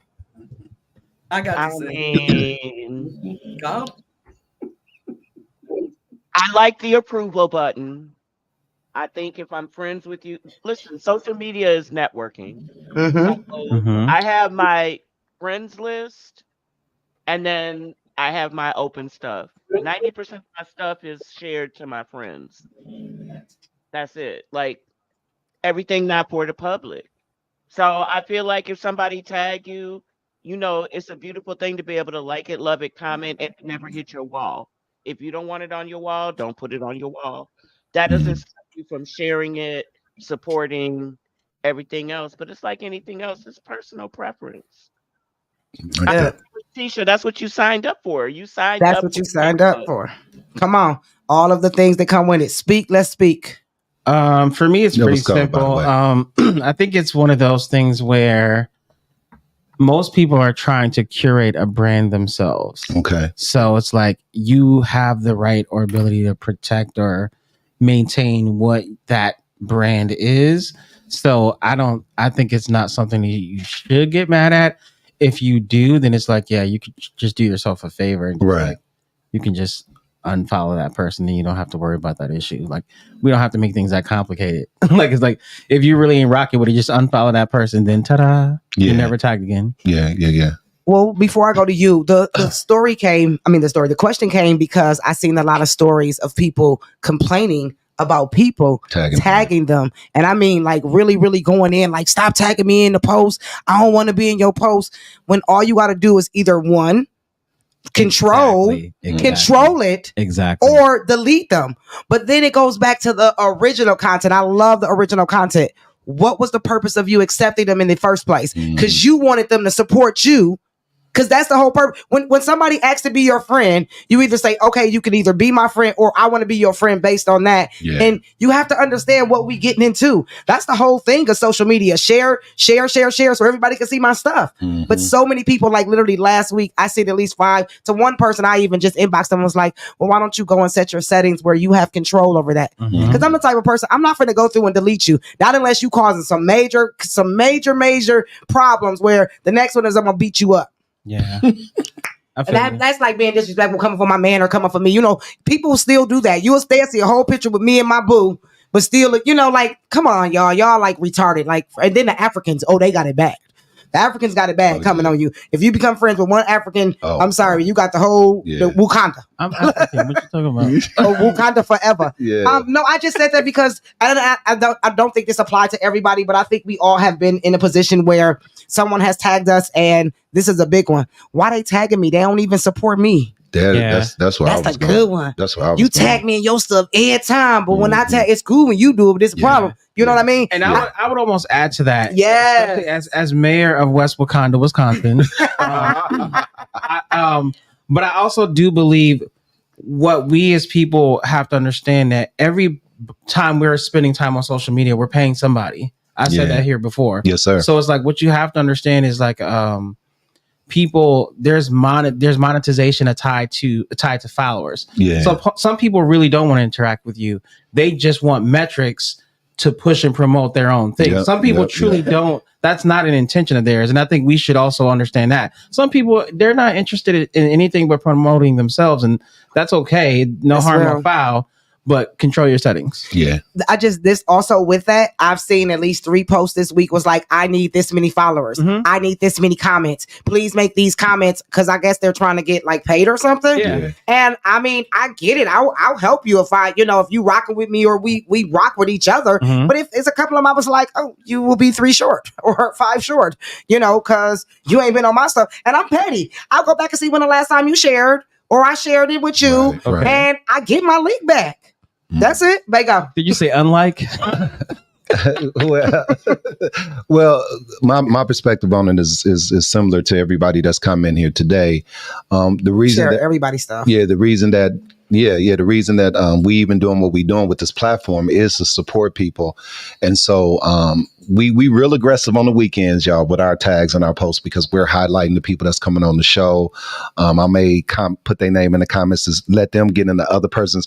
My strategy is to break algorithms for people. So if I got Grace and Mercy and Suave Coleon all coming on the same week, when all of them share our banner, I'm going to put them in each other's stuff so they can start seeing each other to get familiar, because that's networking between the people that's coming on the podcast.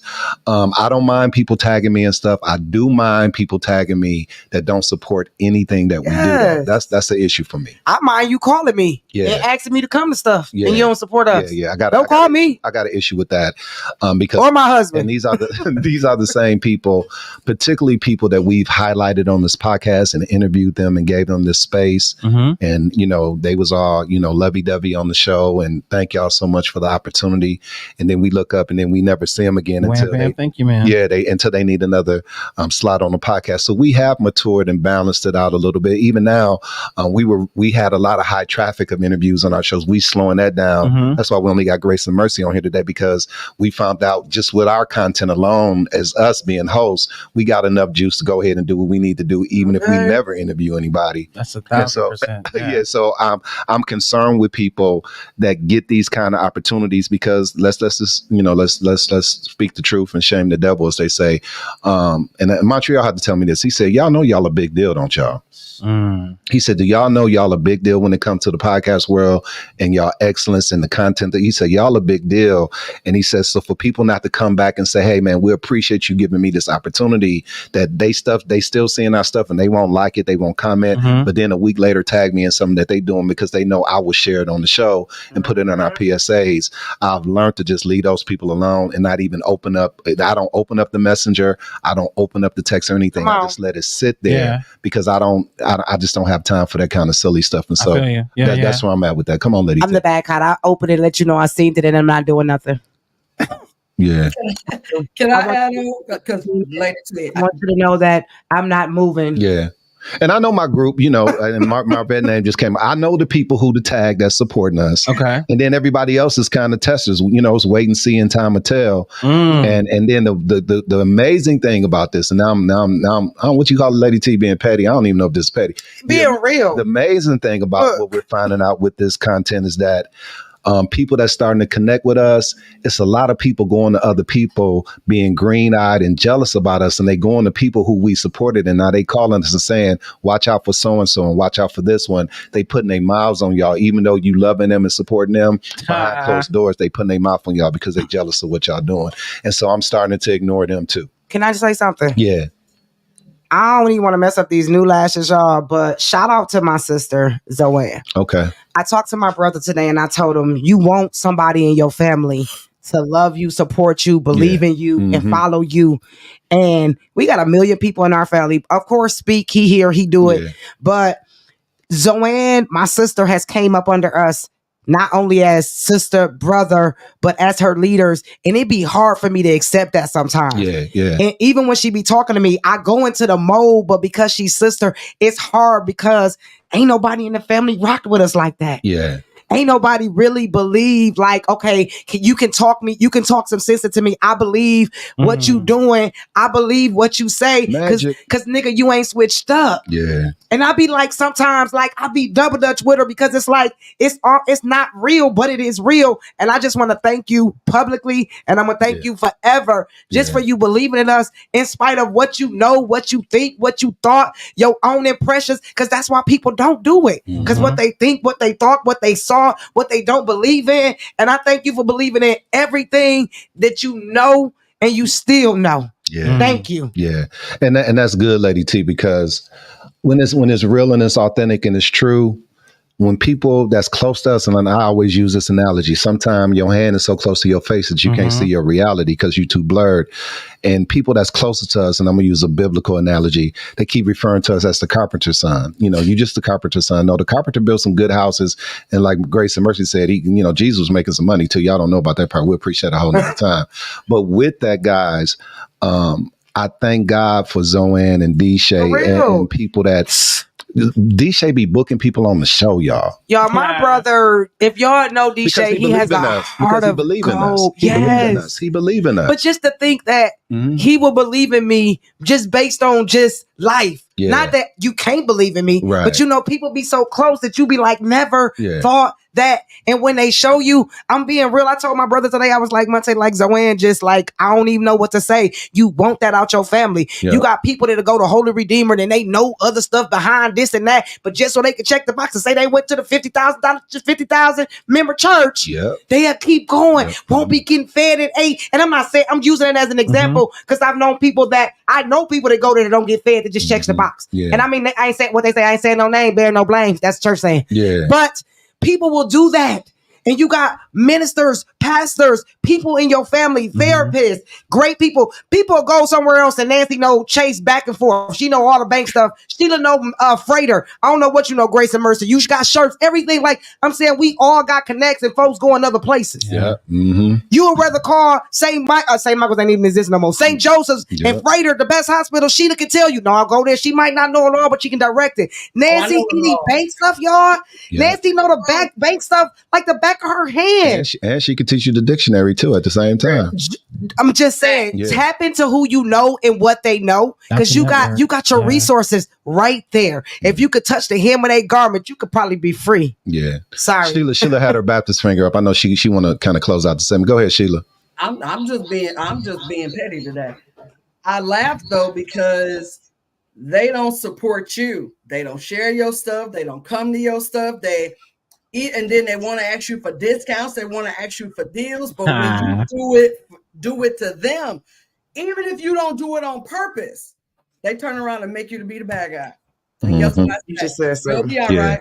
You'll be all right. You just said something. Y'all stop selling y'all stuff so much that people can't buy it. Stop selling y'all stuff so high that people can't buy it. Make it affordable. If another person sell a shirt for $25 on the G, I'm not buying it.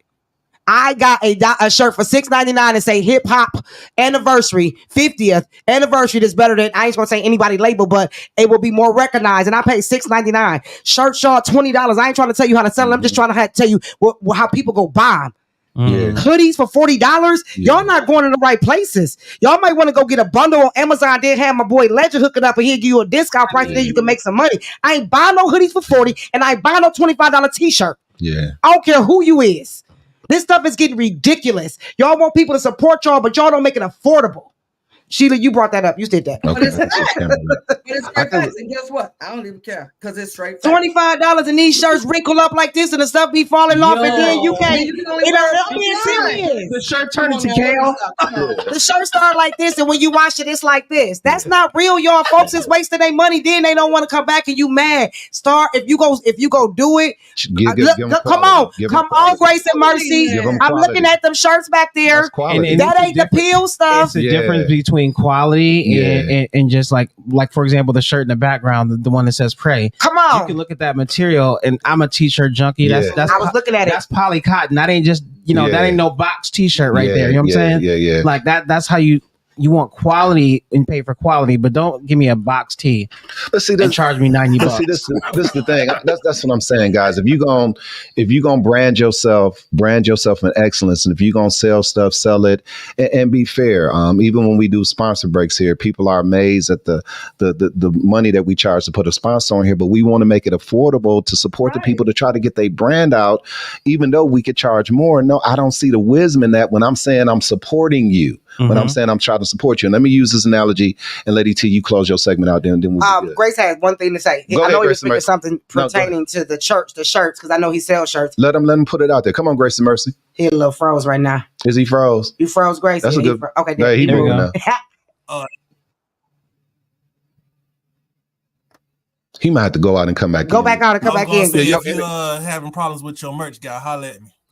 Yes, sir. Listen, stuff like that. See, that's what I'm saying. You got people on the charge your arm or the leg. I don't want to tell my connect that we got with shout out to Legend, Running Rebels, shout out to Victor Burnett. I seen you on here. Shout out. He said, "What's up?" Hey, but you connect with people. We didn't go to Legend like, "Hey, won't you give me a deals on these shirts?" We said, "How much you charge for your shirts?" And then we came with such of a big bulk for him, he said, hey, I'm gonna do this for you. And I'm gonna be so real with y'all. When we came back after the next time, I didn't expect him to give me that price. My pastor was like, how much you charge? He said the price. I was like, oh, I thought that was a one time because we got the boat. And he was giving it to us for a deal. And this the thing. God is good. That's the thing. And then when he gave us the price, we still sent him a couple of dollars more because he was being so fair with us. That's good business. It's got to be win-win for everybody. Reciprocity. Can I use this analogy? And Lady T, you help me come up with this. I'm gonna have a Jay-Z moment. Let's go. You got your first ounce.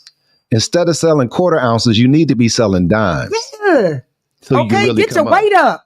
Look at you lose money selling weight. Get diamond up. You need to be diamond and quartering it. Yeah. What she saying? Look at Ray. You may laugh, but you did not do your math. People better get this education. They trying to teach you something.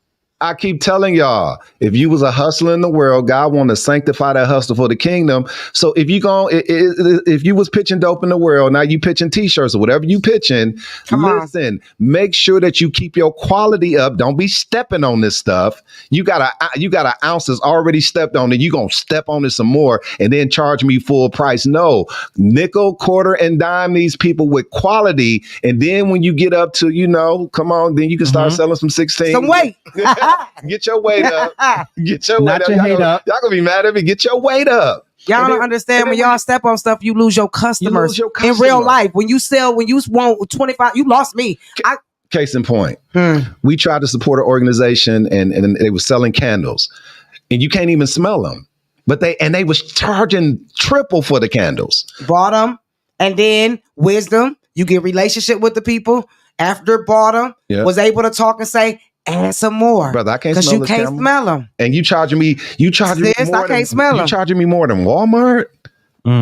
Because you saying this is an independent brand and this is the best quality, but you gonna charge me triple than Walmart, and then I light it and I can't smell it. That's the thing, y'all. Y'all gotta be. Everybody, and I'm not. Your gift can make room, but it gotta be. It gotta be a gift. You gotta perfect that gift. This is a soapbox edition right here because these folks. It's real because I'm gonna come out with my That's It shirt, y'all, and they only gonna be $20, and I'm not playing. This segment was brought to you by I ain't gonna tell y'all.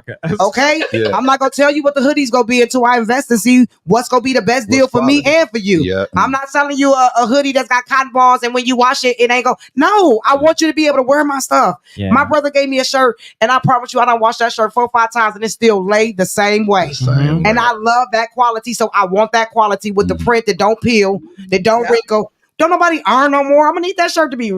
Well, you seen Grace Shake ready. Put him back in. You see Grace and Mercy. He got a real presser behind him. Dudes is selling that shirt using an iron that ain't even got steam on it. They using sticky tape. Remember sticky tape? They looking at the put on the shirt, brother. We gotta go. Your segment over with. Look, he advertising. He just gonna say this is a real display. This is how you make real shirts. Hold on, wait. Let's blow him up, y'all. Can we blow him up, Sheila, so we can see him in the back? And blow him all the way up, and let us see his stuff, Sheila. Put his stuff on. There you go. See, that's a real. He got 2 of them back there. He said, "I got 2 press, one for the." That's what I'm saying, y'all. That's what I'm saying. We got to do stuff right, y'all. That's all I'm saying. Lady T, that was a good segment. That was that's fine. We started with segment. People being mad about tagging. I don't know how we got to that other stuff, but it came out in a good way. That's it. That's good, y'all. All right, y'all. We got another commercial block. Let's do it. Moving Underground 9.0 Sunday edition. All right, y'all. It's been a good show. Dr. Tony Whitley Jr., Lady T, Sheila, Tracy, Nancy. Can't forget Speak Easy. Always go to church with Mr. Church.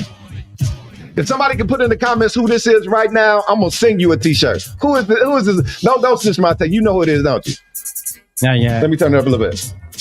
Yo, what's up? It's King T on the phone. Oh wow, now I do. Can you say who it is? He just rapped it. Yeah. A lot of people don't know who this is. Even if he said his name. This was before NWA. Exactly. Hear what I said? He said his name, and we still don't know who he is. King somebody. King T. We'll be right back after word from my sponsors. Moving Underground 9.0. Bless the mic. Let's go, Lady T. In the realm of belief, a world of infinite possibilities unfold is where dreams cease to be mere goals and become your destiny. When you believe, the ordinary is eclipsed by the extraordinary. Doubt and fear are left in the shadows, replaced by unyielding faith. Belief is the key that unlocks your hidden potential, the force that propels you forward, even in the face of adversity. It's the spark that ignites your passion, the whisper that reminds you of your purpose. Belief isn't just a notion, it's a seismic shift in your reality. Who are all these people? These are the creators, the doers, the believers. Their faith in God's power to inspire and guide them has led them to be a force of good. At our church, we don't just teach the Word of God, we get to experience it through our creative expressions. We believe that God's divine purpose flows through every moment, behind every event, every project, every video, every photo is a story of belief in action. So dare to believe, because your life won't transform until your mind does. Believe in His grace. Believe in Him, and you can come. Believe.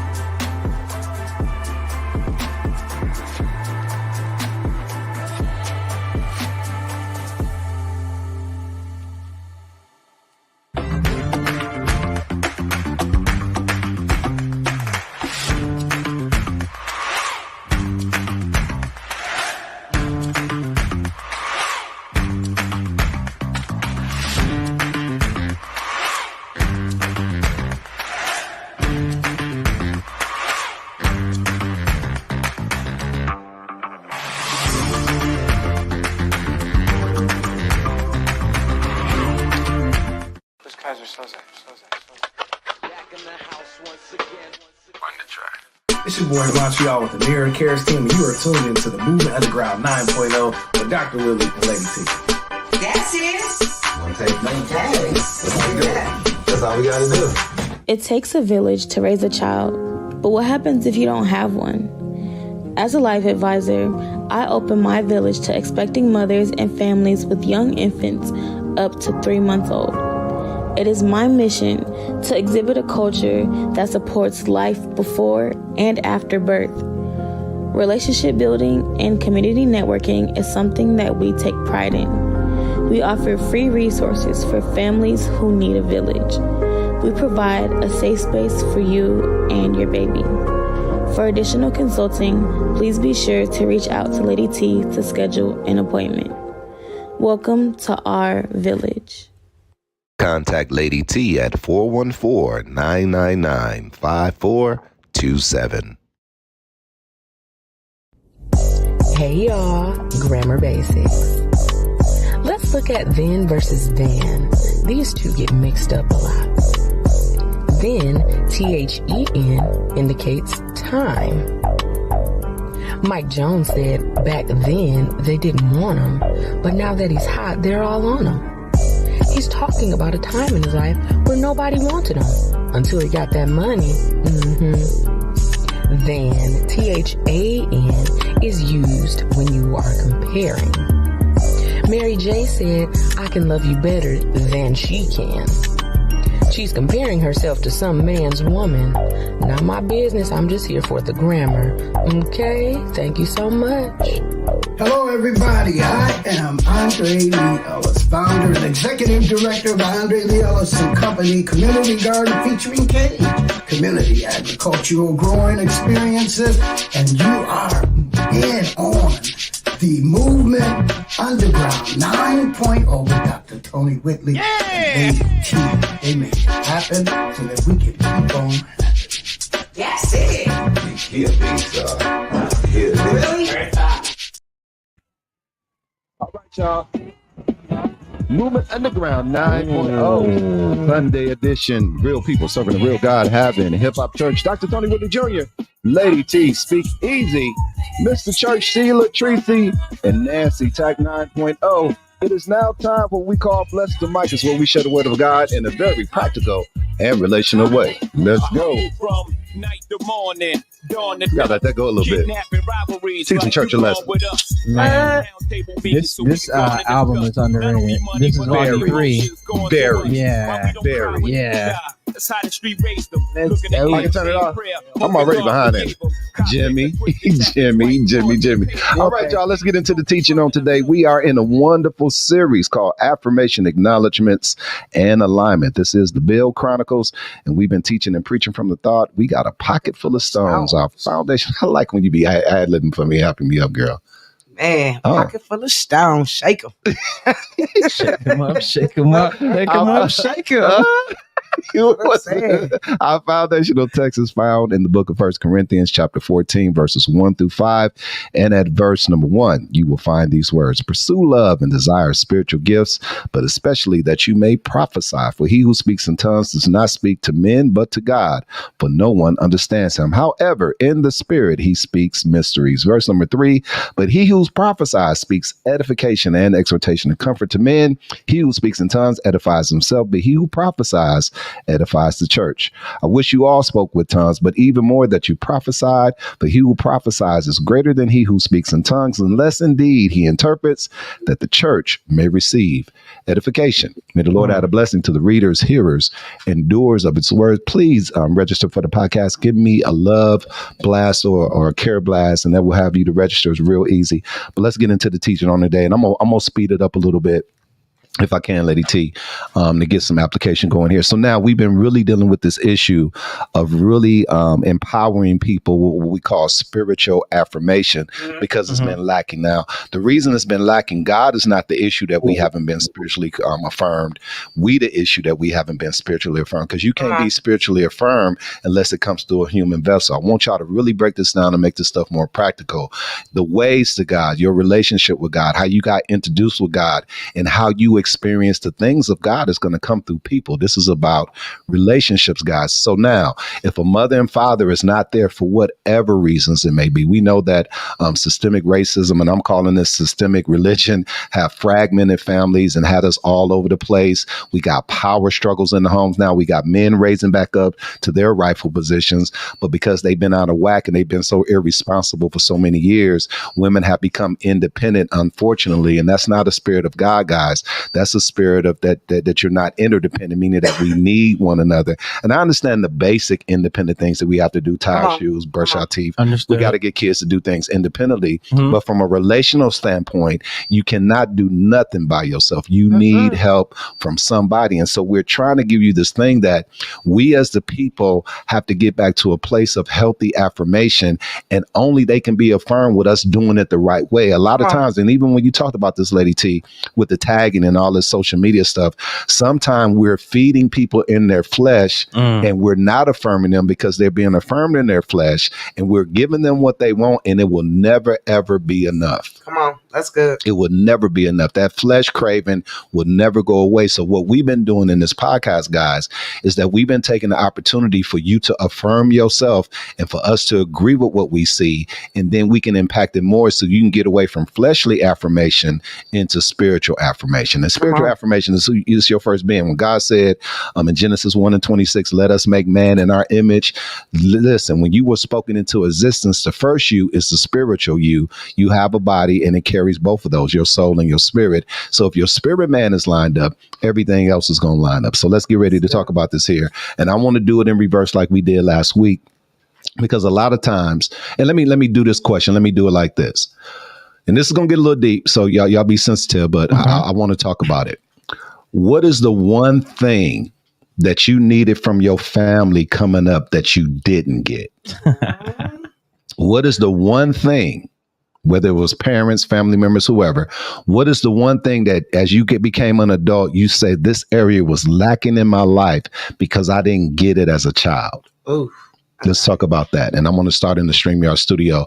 Let's start with Get That Bread, Get Fed, Minister Sheila Walker. What was the one thing that you didn't get as a child that didn't affirm you that you realized you needed it as an adult? Wow. Okay. Wow. The biggest thing, what a real father was. What a real father was. Okay. What a real father was supposed to do, to be there, to support their family. We had a whole generation in our family where the fathers weren't there at all. So that was lacking in my life until, I don't know, till I was about 14 years old. Okay. But then when God did bring a father figure into my life, he blessed me to have multiple strong male role models in my life eventually. So it made me realize that kids need both parents. They need a male role model. They need a motherly role model in their life. They all do. So I didn't know that because my mama did everything. I mean, my mother. Sheila, I want to ask you a secondary question. So that was up to age 14. How did that negative impact you not having that father? How did that impact, some of your decisions and some of your choices? I was always telling my mother Happy Father's Day because that was my father. She was everything. Powerful. She was everything. She did everything. So it was that. And I didn't really know until I got older that every child needs a male role model in their life, because I can teach my boys how to treat a woman, but I can't teach them how to be a man. I can't do that. I don't know how a man's mind thinks. So that was pieces that was missing in my life and my boys' lives. So it changed when God did what he did for my boys and for my brothers. And, because like even with my brothers, they still just had my mama. That was it. Okay, that's good. That's good. Good. Thank you for being transparent. Nancy, I want to come with you because some of the premise, and again, guys, if you have the opportunity, Heart Condition, 6 p.m. Central Standard Time on the Heart Condition page, one thing that Nancy always pushes with her content is that I'm going to talk from a woman's perspective. I'm not going to try to talk from a male perspective because that's not my lane. I bring men on here to talk about that. Right. And so with that, and I'm just kind of bleeding that in because what Sheila just said. So Nancy, what was the one thing that you felt that you became an adult and you realized this area was lacking in my life as a child that didn't affirm me, and how did it negatively impact you until you came to that epiphany? It's gonna sound strange, but autonomy, meaning like there were very set gender roles, expectations, and nothing was swayed from that. So if you were a girl in our family, you were expected to learn how to cook, clean, sew, serve. If you went to school, you went to school to find your mate. So, and if you came outside of that, for lack of a better term, there was hell to pay. Like you got put in a sit down room with your aunties and you got taught to. So I think how it impacts me now, the negative side of it is I really overthink and I'm kind of scared to step out. I really have to, I overthink everything. And it's because of how I was raised and the expectations. I went and got a degree in something I didn't even like because that was the expectation of my family. Wow. So that would probably be the one thing. That's good. Thanks for being transparent. Grace and Mercy, what is the one thing that Hey, look at all that red and pink they got on over there. You see that? What's that? On the side? Grace and Mercy. Look like y'all playing that. Y'all ain't let us know nothing. You ain't let us know. Okay. Yeah. Okay, that was good though. Okay, Grace and Mercy, what's the one thing that you realized when you became an adult, a certain part of affirmation was missing in your life, and then how did it negatively impact you as an adult until you came to that epiphany? Yeah. When I was younger, my father wasn't really there either. My mother had married my stepfather. So I never, even though my relationship with my biological father wasn't great, and even my relationship with my stepfather wasn't great either. So I never felt like I was missing like that male or dad figure until I got older. That's stuff that we kind of come into fruition now. But the thing that I really wish my parents would have really sat me down and taught me about was credit, bro. We don't teach our kids the importance of money and how to use it, man. By the time I started realizing how important credit was, my joint was shot. And I had to work so much harder to get on the right track. And once I realized how, how important it was like, what these folk ain't gonna give you nothing. You're not gonna get no financing, no loans, no none of that. Your credit crap, man. I done paid so much money because my credit was trash.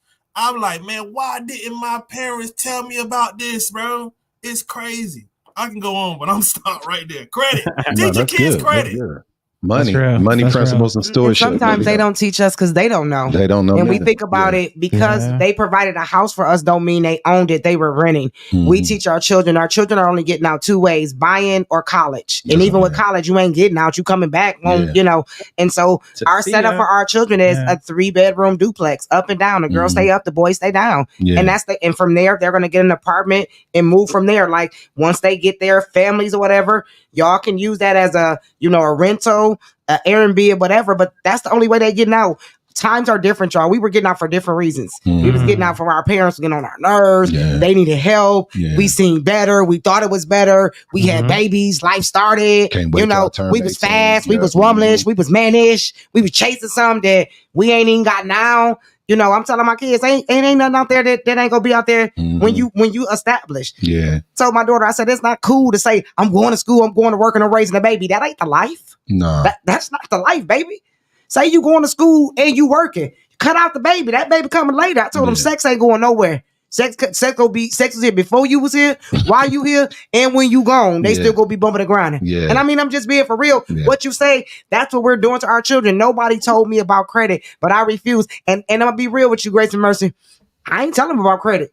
We signed them up with somebody else that know more than we know. And she had meetings. My daughter, before she got out of high school, she met with this man every Wednesday. Every Wednesday she met with him. The first meeting I stayed right there and just to make her feel comfortable. But she was like, I got it. And they was meeting and I wasn't even knowing, but everything she know, it didn't come from me because our kids be numb to us. We be thinking our parents don't know nothing. You know what I mean? But they know something because they got us to this point. Led you right to the resource. And we be like, why they didn't teach us? Think about it, y'all. They didn't know. What they say on Boys in the Hoods, they didn't know. They didn't show or they didn't care. Not that, but that's just that. But I mean, it's either in those with it. The majority of ours is our parents didn't know. And we be dumping on our parents and we got a better life. I would have did this. The only reason you would have did this, nigga, because you ain't had to go through what we went through. Our kids could never go through the struggle we went through. Our kids can't even take it being hot.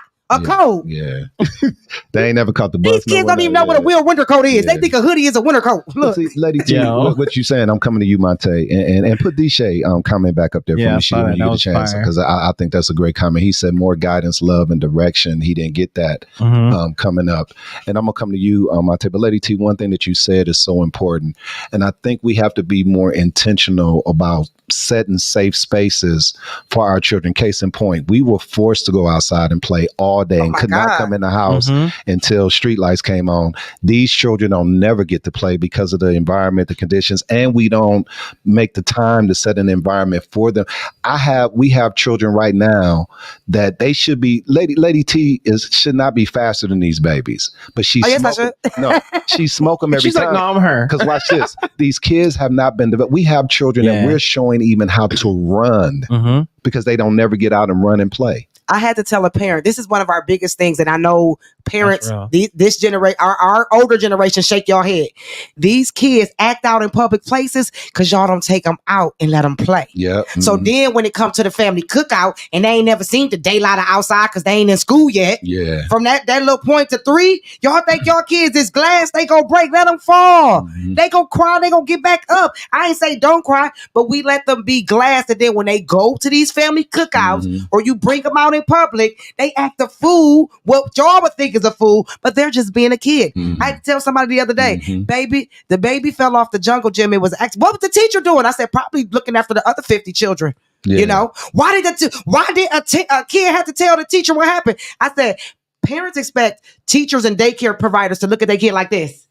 Do you do that at home? No. When that baby burnt his head, when that baby fell off that bed, when that baby bumped his head, when that baby got locked in the bathroom, where was you? We laughed about it then and said, oh, little Johnny, it's gonna be all right. Accidents only occur with y'all. You know what I mean? Like a lot of us don't allow allow our kids to be kids. These kids don't even know how to play. That's why they tear up everything. When people come in the daycare, in my house or the daycare, if I see something you want to touch, I let you touch it. I was just gonna I let say you that. roll it. Yeah, If you could throw it up, pick it up, I do. Because I get that intense of what is this? Ow. Now you don't touch it, now you don't play with it, you don't see what it do, don't do it no more. Yep. When I bring my Christmas stuff outside in the daycare, it's certain stuff that's glass. Touch it. Roll it. Every year you get to touch it. We bring it out every year. But I don't want you touching it after that because you seen what it do. We got to kind of like get with our kids because they tearing up stuff because y'all ain't giving them an opportunity. That's good. And they acting out because we not letting them do nothing but run in our house and be wild, which that's where they should be, y'all. Let me let y'all know that. Our children's supposed to be wild at home and because it's their home. Yeah. They're comfortable. I ain't say tear up, but I'm saying loud, scream, run. Nancy let the grandbabies have fun and Sheila, and we got to give them that. Because then that's why they like going over granny house and nana house. Yeah. Because they got a little freedom. It's good. They get to do something. And somebody need to hear this. Let our kids be kids. Think about what you did, or even if you didn't get to do it. You're stifling their imagination because they don't have no outlet. Oh, they're going to get it out. They don't have no outlet. And a lot of the stuff that they learn is just about, again, the curiosity, being able to go outside and touch the grass. Be able that's learning, it's a lot of learning and just running. And watch this, there's a lot of learning and falling. There's a lot of learning and bumping. When you, break yourself. Concrete feel like this, grass feel like this. It's a lot of learning and just being out. And I was going to bring that point up because we real good in our daycare that if a child is curious about something, just like our parents, when we have our kids, we give them a tour of our whole house sometime, so they ain't got to worry about what's upstairs. Y'all let them come in the studio. We just had our guy baby in the studio on Thursday. Let them sit in the chair, put the headphones on them, let them talk on the mic because we want their imagination to be stimulated, and they ain't got to sneak. We did it with you, and now once we tell you, when you touch it, you know what it is. Come on, it's over with. Speak. Yeah. What you didn't have, man, coming up? So I would say two things. One of them would be, I say divine masculinity. Like that kind of energy, like not like no, explain that. So really, because it's not that I didn't have positive male influences. I don't want to like downgrade anybody that helped me along my journey, but to me, I define divine masculinity. It's just something like it's in you. It's a spiritual walk. It's who you are, what you embody, and it's all that. It's all like your manhood. It's all of those things, but not to the point that it's linked to material. It's linked to relationships. It's really linked to knowing who you are and being able to like be real steadfast on that. Okay. So like just being able to have that would have been like fantastic.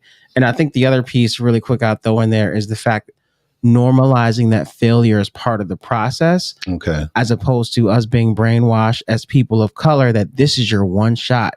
So what we do, we put all this pressure, stress on ourselves to then, you know what I'm saying? So if I would have had those two things, not that I don't deem myself successful, but I think the ride would have been a little bit more easy. This is good. I'm going to put this question out here, Lady T, then I'm coming to you with what you needed or what you didn't get when you was coming up. I won't, because you said something that kind of leaped at me. Everybody that's watching right now, put in the comments, what was the age you were when you realized who you were? Wow. How old were you when you realized your identity? Good question. Yeah. I want you to put in the comments. Lady T, what you didn't get coming up and when did you realize it and how did it negatively, I'm trying to say negatively, so smooth, I can't say it today. How did it impact you? The truth. Okay, come on, explain to us. I was told so many things that is not true that I'm still unlearning. So much of the Bible, so much. My grandma told me if a boy touched me, I was going to get pregnant. And I believed that till I found out different. There were so many things that, even about that I didn't know about my mom. Like I'm still learning stuff. My mama been dead 42 years and I'm still learning stuff and it's still stuff I don't know. And so that has hurt me because I'm still learning things that could have pushed me further. You know what I mean? There were so many things, relationships, people, jobs, credit, life, hygiene. Like, come on, I'm being real. The truth about so many things that today I'm still finding out. I was raised by my grandmother, so a lot of things was, down south that don't nobody did like that. I thought I found out certain stuff was just in our house. You know what I mean? In our family. I'm a great person, but I could have been greater. I could, and I'm gonna be greater, but I could have been greater faster. You know what I mean? Like, I'm not taking away from nothing, but because of those things, man, I'm so down to earth, real with my kids. Anything, I talk to them, y'all, about trains. I talk to them about herpes. I talk to them about everything that they come across that don't nobody say, and then you find out when you gotta go to the doctor. Information is powerful. I talk to them about when he first yell at you. I talk about it when she first started showing jealousy and insecure. I got boys and girls. Like, if she tripping, if you a basketball player, you a star player, she tripping, she don't know who she with. She can't trip and everybody know you. She can't trip because everybody say hi. Like, this stuff we go through now. I know people. Can I be real? Come on, talk. I was in a relationship that I kept my head down because when I looked at people, it would start an argument, or you would think, I was saying, almost cuss the mother. The person would think that you trying to, because of insecurities and possessiveness that they carry, that we see people go through today. But if nobody never tell you, if nobody ever say nothing, then the cycle just keep repeating itself. Our kids don't have to go through what we go through unless they want to, because of the choices that they get. That part. When you ain't got no choices, you just rolling with the punches. That's good. You roll with what's safe, what's comfortable, and what's normal. It might be normal getting your head buzzed because you saw your mama getting her head buzzed, or you never saw it. So you wonder, okay, he said he loved me. You know what I mean? These things. That when I say truth, I went through so much that nobody said that I refuse to let my kids go through. They ain't getting out here rushing for struggling. Did nobody tell me life a struggle? It's the struggle, y'all. I don't care who you is. I don't care how much money you got. Every 30 days or 31, the bills due. Unless you pay them up for a couple of months. But after that, they do. You don't get it. Buy two, get one free. That's good. Every 30 days, your phone bill that you want to talk on. So that the truth to me, that is something that I needed. And because I needed it so bad, I try my hardest to share it with my children and anybody come in contact. Like, that don't even make sense. Tell me if that makes sense. Somebody told me that they was going to be in a situation to make their situation better, but they was tired. I said, so mentally, you got to prepare yourself till you done. That's the reality. You want this, but you tired right here. So in order to get there, you got to come up with a plan to get there. Like, reality. Stop selling these people dreams and stories that ain't real. Tell your homegirl, no, girl, that outfit don't look cute. Girl, your lace front is pulling up. Girl, them braids need to come down. Girl, you stink. No, I'm for real. Our friends walking around because didn't nobody tell them about hygiene. It ain't bad. They say, baby, this, let's try this homegirl. If she your real homegirl. Yo, dude, them botches. Why don't you just cut your beard off because you got, holes. And I'm being real. Your beard is segregated. The truth. Sorry, y'all. Sorry. That was good, AT. Man, that was good. That was good content. And let's get a couple of other comments up of what they put up, Sheila. And I love my friends. They real. We'll close the segment. Mine's a little deep and see people. Hey, Pastor Jake, he said he realized his identity around age 11. That's good. We'll put a couple of them up on there. Good. Magic Man, what's going on, Magic? Good to see you on here, man. 8 years old. I see this coming up 30, and that's see the difference in the range.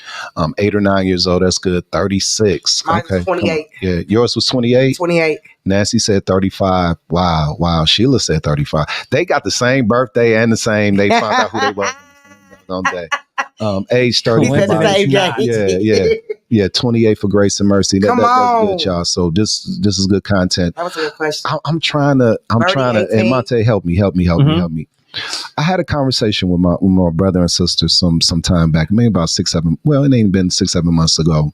And they was like, Tony, you introduced the emotional balance in the family, meaning that you started hugging us and telling us, you the one started saying, I love you and all that kind of stuff. And so as I'm thinking about Amante, and I heard you use the term emotional intelligence, what I had lacking was I was trying to produce something that I didn't have a full understanding about, carrying the emotional weight of loving people, but not understanding that sometime that love wasn't going to come back the same way. And that damaged me until I want to say in the last 3-4 years. As being a pastor, I was just being very transparent with Lady T.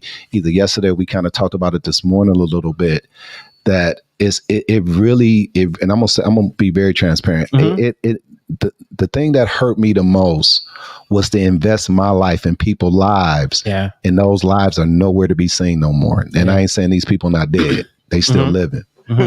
That's the point. They still living. They still live. And I'm saying, Monte, and I'm going to put it out there because I want people to hear my heart today. I'm saying, Monte, outside of just pastoring people and being responsible with them spiritually in the ministry at a church, I'm talking about putting husbands. They couldn't put a man in a body bag one time. I put a person in a body bag for a family. Wow. And stayed in the rain with the body for 8 hours because they had to get a different vehicle to transport this man. I remember that. But that family is no longer part of my life no more. That's real. You see what I'm saying? Yeah. Pushing out love in a very, very hard. I mean, I'm saying dedicating babies, burying family members, and just being all the way open and available to whatever people needed. And to not have lifelong relationships with building people's lives is the biggest disappointment for me ever, I would say. Yeah. I would say. The piece that I would offer and pour back into you is that, and it's one of the things that I learned is like the love that you put out there, the information, the knowledge, the care, it's like, you put it out in the ecosystem and in the environment, right? You still poured into those people. And at the end of the day, it's like you're still pushing love, pushing positivity. And it's just helped you grow to be more of who you are. It's like, it's like you don't even, at the end of the day, you continue to do it because you ain't looking for it to come back. And then how it comes back to us, sometimes we don't see, like, because we think it's, we can't prescribe our karma or dharma, depending on what you believe in. But it's like, what? But then other things manifest. So, for example, when you have certain people like high profile guests on the show, or somebody comes up to you like, yo, you told me stories, people that you've coached, you see in different spaces. That's the why. That is the why. I want to give you even to add to that. Reason, seasons, and lifetimes. Yeah. Sometimes we put a reason, a season, and a lifetime on a person when that's determined by their actions and the relationship. I can say all day Nancy was a reason, but she lifetime, and now she life, and she done been here. Sheila could have been a season, but that season turned into life and like that. You know what I mean? And we got to stop putting people in these lanes and just allow it to flow. Because real go be real. We are coming into some relationships now that they are better than some of the bloodline people that we have. And they have been around and been more dedicated. That you know how you be like, they done did more than my real people have. And it's real. And we be wanting it from the folks that just don't feel bad about that. Like that's the point. Yeah, stop trying to look for the love somewhere where you ain't getting it when it's right in your face. It's right in your face. Accept what you got and accept what you got either way. Accept the good that you got and the bad and the indifferent, but just keep moving. I like that. What's pushing you, keep going this way. Even the people that's hating is still pushing you, y'all, because they behind you. They're not with you or in front of you, they're behind you. Free advertisement. And so even with, we're not, me and Monte definitely not saying, speaking, I definitely say nothing you don't know is more to encourage you and whoever else, because we do get tired of investing our time, our life, and our energy into people. And Grace and Mercy, I'm gonna see you some of these Sour Patch Kids. I saw that. He was like, share them Sour Patch Kids. I got you, Grace and Mercy. Sour Patch on deck. I'm gonna send you a whole bag of them, brother. Yeah, see your address. I got you. I'm for real. Put it in my inbox. We're gonna send you something. Y'all, we live it. He can text me. Yep, we living in our days, y'all, that stop feeling a certain way about you protecting your peace. Stop feeling a certain way because you switching up. You're only switching up accordingly to what they did. We be sitting in the same place and I love what you said, and they living their life. We gotta realize that, y'all. I was just talking to Zoanne about that. I'm like, it hurt me that I gotta be this way to some people. I'm talking about I got to stand on it like it's my assignment because I'm the one that's hurting because they living a life. 100%. And whatever print I left did in there, that was for that season. I hope everything that they needed, they got. That's good. Put in the comments, reason, season, or lifetime. Go ahead and register for the podcast. If you have not registered, it's real easy. Come on, give me a heart blast or a care blast. And some of y'all laughing real hard on here too. So give me a laugh blast if you want to. But just don't give me no likes, y'all. We better than likes. So, all right, y'all. We got to close out the show here. We got 2 more segments and then we done. It is now time for what we call the underground shout out. Let's get ready to get it. Santana. All right, y'all. Underground shout out. What is it? I put a crazy theme out there. Y'all say something about the thing, and then we shout you out here on the Underground 9. Hey, We just gonna do the mind. Let's go now. Here I'm looking at you. I'm over here getting y'all like. Yeah, you're here. All right, y'all. So before we get to the shout out thing, and I always make y'all mad every Sunday. I don't think y'all gonna get mad this Sunday for real. I'm saying it for real. I'm not lying this Sunday. Yeah, okay. Every time you say that, I get nervous. But let me say this. Let me put it on front street. This shout out category was inspired by Birdie. Birdie inspired this category that's coming up. Bro. Okay. Before we get to the category, we got the last commercial break. Underground Shout Out is brought to you by Good Morning Good People with Dr. Tony Whitley Jr. and Lady T. Tuesday, Wednesdays, and Fridays, 9 a.m. Central Standard Time on the Dr. Tony Whitley page and the Movement Underground 9.0 page. 18 minutes of teaching, training, and transparency. We'll be right back with the Underground Shout Out theme after word from our sponsors right here on the Movement Underground 9.0. Let's go. That's it. Yo, I am Vaughn Mays, community activist. I am Erica Sinclair. What up, Reggie Smooth as Butter, B100.7. Hey, it's your girl Eternal, straight for San Diego, California. Hi, I'm Willie L. Hines Jr. I'm with the Housing Authority of the City of Milwaukee. Yo, what's up, y'all? This is John and Sequoia Howland of the Agape Music Group. Yeah. Victor Barnett, Director of Running Rebels Community Organization. This is your girl Dana World Patterson from Foundations for Freedom, Inc. You are watching the Movement Underground 9.0 with Dr. Tony Whitley Jr. and the Lady T. That's it. So my song that gets me going is Burna Boy 23. And in this song, he talks about how music makes him feel like he's Jordan. So relating it to Michael Jordan. And for me, that's what public health makes me feel like, because I have this drive. I'm going to cure people. It just gives me momentum. So every morning, Burna Boy 23. Flow profound when I hang around with the underground. People wanted me to fail. I'm like, how you like me now? If you didn't know, I'm about to let you know that Rhyme and Word is where we take an artist song and we break it down line upon line, and we pull out and highlight the message that the artist was trying to convey. So listen, our relaunch day is July 24th. So y'all get ready, man, because y'all already know that Rhyme and Word is going to be crazy. We coming back with some new segments, some new things. So it's going to be bigger, better, and doper, man. So listen, y'all stay locked in. July 24th, that's a Monday at 6 p.m. to 8 p.m. Let's go. Chick-fil-A, kill, Popeye. Calm down, ma'am. I know you the chicken queen. Relax your half down so you can't get the door. We out of spicy. We out of mild. We can't make no chicken sandwich because we out of bread. The grease ain't getting hot. Cheryl done fell in the back. They fighting at the drive-thru window. They shooting at the drive-thru. Somebody dead in the dining room. Just want to use the bathroom. It's been broke since 1987.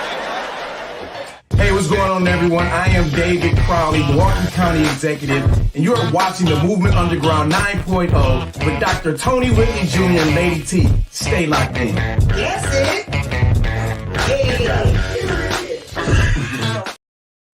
That was funny. All right, y'all. Time for the Underground Shout Out theme. Birdman, this one on you, man. You called me the other day, so let's get ready. You got a couple to go up, Lady T, up there. All right, y'all. I want y'all to rank these all-time great hip-hop albums 1 through 5. 1 being the best, 5 being the worst. Outkast, Southern Playalistic. Jay-Z, The Black Album. Dr. Dre, Chronic 2001. Notorious B.I.G., Ready to Die. And Straight Outta Compton by NWA. I need you to rank these 1 through 5. Let's get ready to do it. Let's start in the StreamYard studio. I got to go to the hip hop expert on this one, Nancy. Let's get ready to do it. Turn your mic on too, Nancy. Let that beat drop. Hold on, wait a minute. Let that sound drop. You know we got your back like Tyro. Okay, Nancy, go. Outkast is number 1 for me. Okay. Dre. No. Jay-Z, Dre. Keep your heart. Hey, keep your heart. 3 stacks. Them last 2 can flip-flop. So B.I.G. and NWA can flip-flop. Yeah, it don't matter. Okay. Lady T. You gotta say. Grace and Mercy. Let's rank them, man. 1 through 5. What you got? Number 1 is Dr. Dre. That Chronic 2001 album was classic fire. Number 2, Jay-Z Black Album Crazy. We talking DOA, the point of service announcement, ill. Number 3, NWA Straight Out of Compton, crazy. 4, Biggie, 5, Outkast. Okay. Ooh, that's good. He flipped that. All right. Sheila. 1 through 5. Let's go. All right. The Chronic is number 1 for me. Outkast,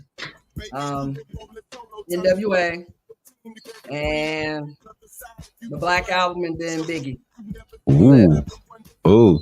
Wow. Okay, Speak. So, and I know you're gonna get some real content on why your stuff is what it is, right? Yeah. So NWA number 1 because they started this gangsta-ish. Come on. Black Album just because overall it's like one of the best albums ever. And so then right behind that would be Southern Playalistic, because that's also a legit classic. And then I go with Biggie, arguably a classic, and I go with Dre because that's the Chronic 2, and it doesn't compare to Chronic 1. Chronic 1 is better for you. I think so too. Chronic 1 was better for me too. DLC wrote more than Chronic 1. Yeah. I like Chronic 1 better too. All right, come on, Lady T. I cut the Black Album in. Oh, sorry. So I got Black Album. Then I'm gonna go with Outkast.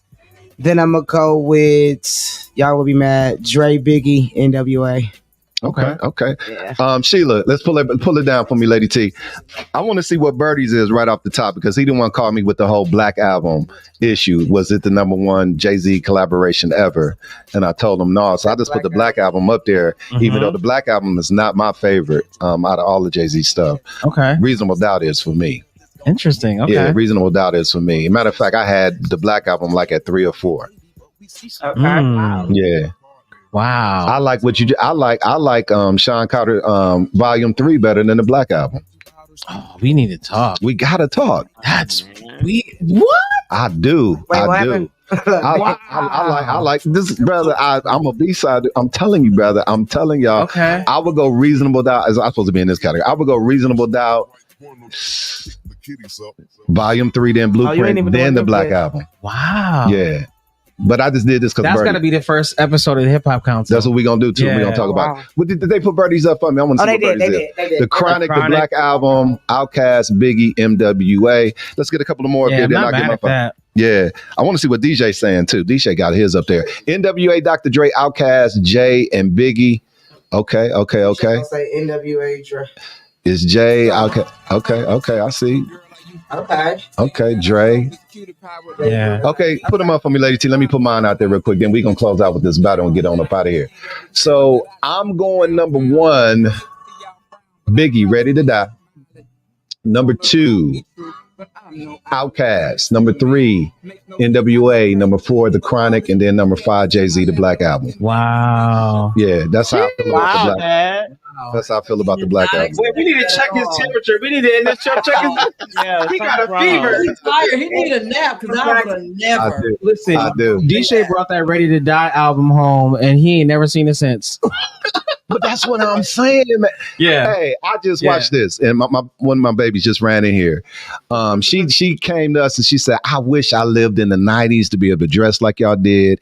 And she saw she was getting her hair done, and she saw the Biggie movie. Yeah. And so she been listening to Biggie. I said, if you ain't listened to Ready to Die yet, you ain't heard his best stuff yet. That's a fact. And so I made her listen to Ready to Die.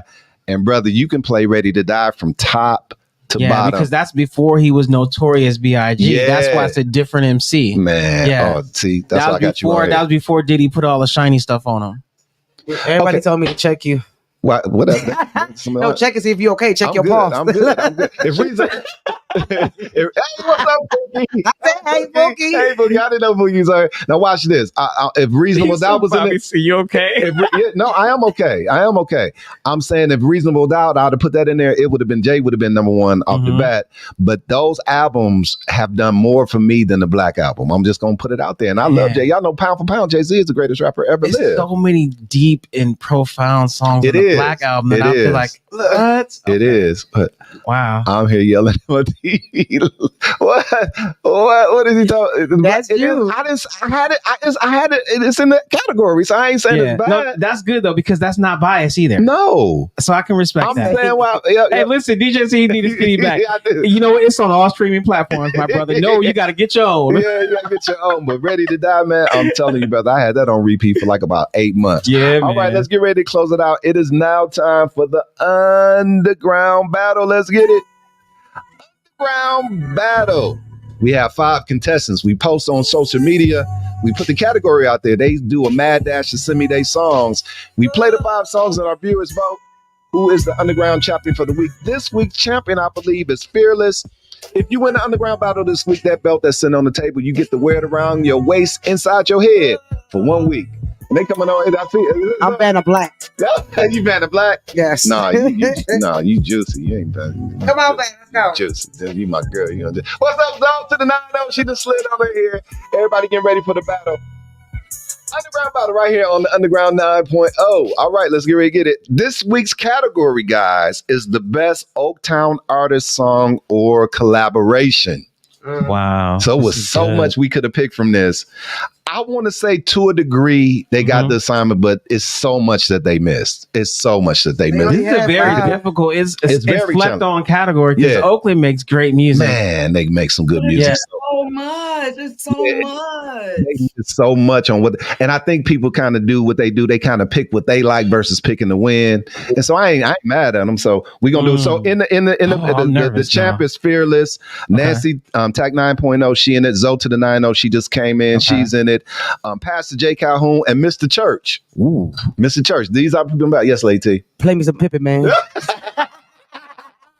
is Oaktown, though, Lady T. Ain't that Oaktown? Ain't that Oaktown for real? That's Oaktown music. Yo, yeah. That's the whole pimp culture in Oaktown. I'm gonna say this: Drew Down didn't make it. No, Drew Down make it. The Loonies didn't make it. Play, drop a level like a Chevy on some. So a lot of stuff didn't make it. It's one artist I'm looking for, and I ain't gonna say nothing yet. Okay, let's see if they here. Yeah. All right, y'all. Let's get ready to do it. Song number 1, Underground Battle. Tell me where to go. That's what Tell me where to go. That's what you look for? Yeah. Okay. I wouldn't pick this song. But Okay. Yeah. I would have picked this, but this is a good song. This on the moving banner that's flashing like soon, coming soon. The beat goes too long before you started even rapping. Yo, tell me where to go. Turn it up, babe. Nope, let's go. They ain't gonna win. Nah, that was an introduction to the battle. That's why I played it first. Let's go. Tell me where to go. Go to the next battle. All right. Song number 2, Underground Battle.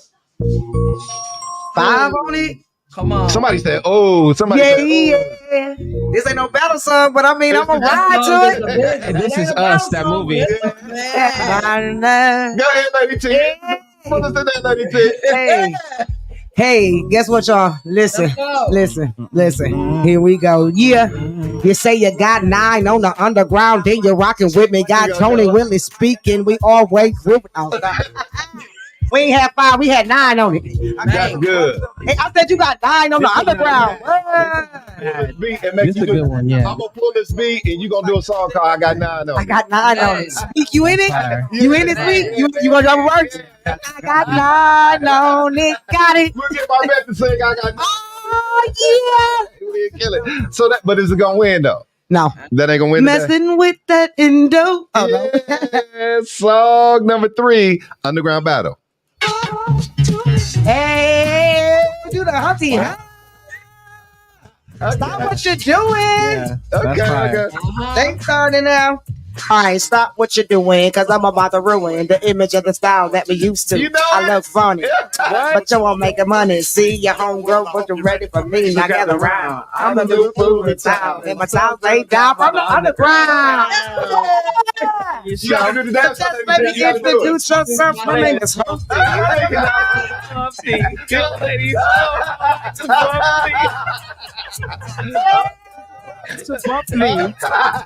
Okay, rest in peace. If you ain't watch no feet when you did the Humpty Hump go. Oh yeah. Yes. Then you wasn't doing a Humpty. Watch it right there. I'm sick with this. Straight gangsta Mac. Sometimes I get ridiculous. I eat up all your crackers and your licorice and your skinny girl. Hey. Okay, you got a shot? Yeah. Humpty Hump got a shot? Made me do the dance. I mean, absolutely. listen, he was the first person to say thick thighs saves lives. Shout out to Shock G. I love it. Song number 4, Underground Battle. Let's go. Let's change the game right here, though. I just want to say E40 got 2 songs out of 5. He got and he's in my top 10 of MCs. What y'all gonna do? You know what I should have did? I should have pushed it to Tupac verse. To me, that's the greatest verse he ever did, brother. On this It's one of his best verses ever. To me, it's the I top totally one. agree with you, I bro. love that. Oh, Yeah. man. Please pick up all your trash and go to the door to the left. That's what we use it. This was the exit song. You know what? This ain't no battle song. This was the exit song. Dustin ain't gonna win. You ain't heard the part. Yeah. No. This part right here not gonna win on this battle. Right. We got a different battle. I'm just waiting to hear one song. They just What you gotta wanna play the do? first song. Okay, let's close it out. Song Man, number I gotta 5. go home listen to E40 now. Yeah, I'm trying to tell you, brother. I got some. Okay. Song number 5, Underground Battle. That's it. Hey!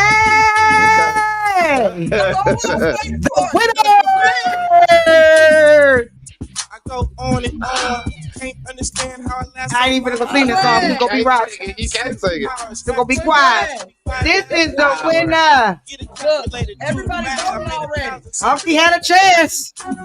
Yeah, Humpty was in the running. Humpty was in the running. Yeah. Humpty was in the running.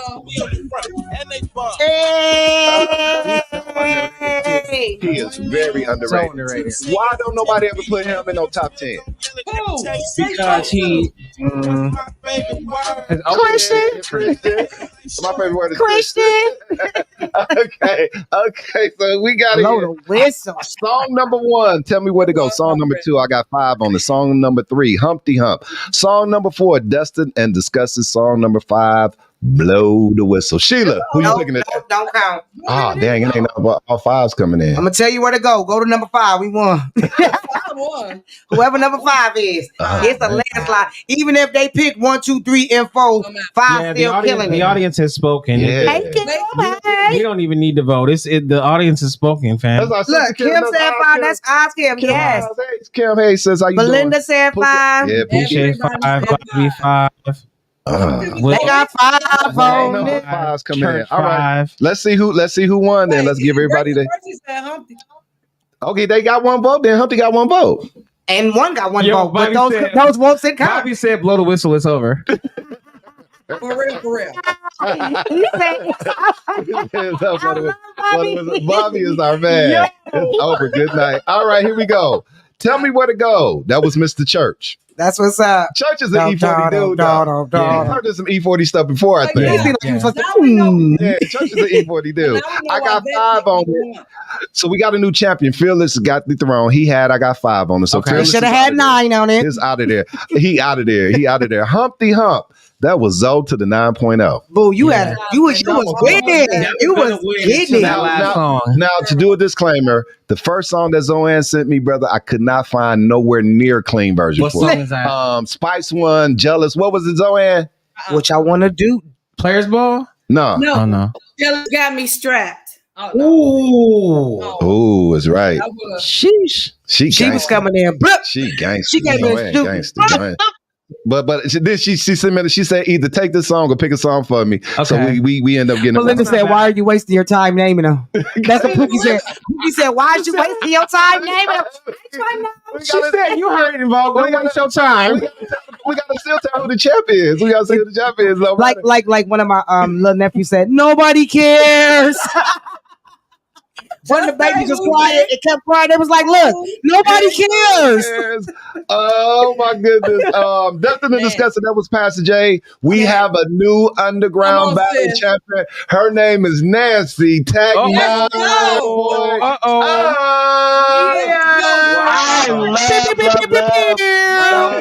got you like this. This is too short. You may do your acceptance speech, Miss Nancy. Let's go. I want to thank Too Short for shaping my teenager and helping me win the battle. Blow the whistle. This is the chap, y'all. It's been good, y'all. All right, that's y'all. just like her. You right, Church. You should have known. He should have. Yeah, but Church is a music dude. He gonna pick stuff that Churches is gonna pick music. Mm-hmm. He did go like on a 4-week Which streak songs one did he time. pick? 4, 5. Church had Tell Me Where to Go. Ah, yeah, I know he wasn't gonna get nothing with that one though. Yeah. Hey, did we show some love to Pookie last Sunday about her 10 yes, y'all shout out while she on her now. Yeah, So give her again, y'all. 10 years. 10 years, yes. Free. Come on. That's life right that's there. amazing. Man. That's life right there. Pookie, now I don't do the in-law thing. That's my sister and my brother Greg. Shout out to them. Life is life, and I love that she's here. She blessing people with her testimony. So shout out to my sister Pookie. We love you too. God is good. All right, y'all. We didn't went way over, but this is a good thing. Y'all stay with us. Y'all still here. Numbers were great on tonight. Play me some Pippin, man. Hey, if you have not registered, come on, close out with us. Register. Go ahead, give me a heart blast, a care blast, and even a laugh blast. That'll help you register for the podcast. All right, y'all, we got to get out of here. Movement Underground 9.0. It is the Sunday edition. We ain't leaving with that. Play me some Pippin, man. Hey. Listen. T on this right now, Joe. And you got to let it ride out a little bit too, so we get out of here. We are the Movement Underground 9.0, the number one social media podcast in the nation, y'all. Shout out to Grace and Mercy, Zoe to the 9.0, Nancy, Sheila, Tracy, Speak Easy, and we always go to church with Mr. Church, Dr. Tony Whitley Jr. On my level like a Chevy on some. You can't talk to my rich. Told my teacher I was gonna be on the rich. Hey. Quitter. Black. With a bag in it. Nah, everything. Get that bag. Get that bag. We love y'all. We out. 10 toes, stay down. Real hustler. Why is everybody on the screen? Everybody on the screen dancing. Check this out. Get it, lady. Take all that. She bad, but she still ratchet. Get it up in a mansion. Ain't no stylist needed here. Crazy with the fashion. Whenever you say we done, we gonna be done. Yeah. We can hear this house up. Yeah. Okay, we just gotta hear the chorus, y'all. Okay. Put your arms up. Drop my level like a Chevy on some rich. Hey.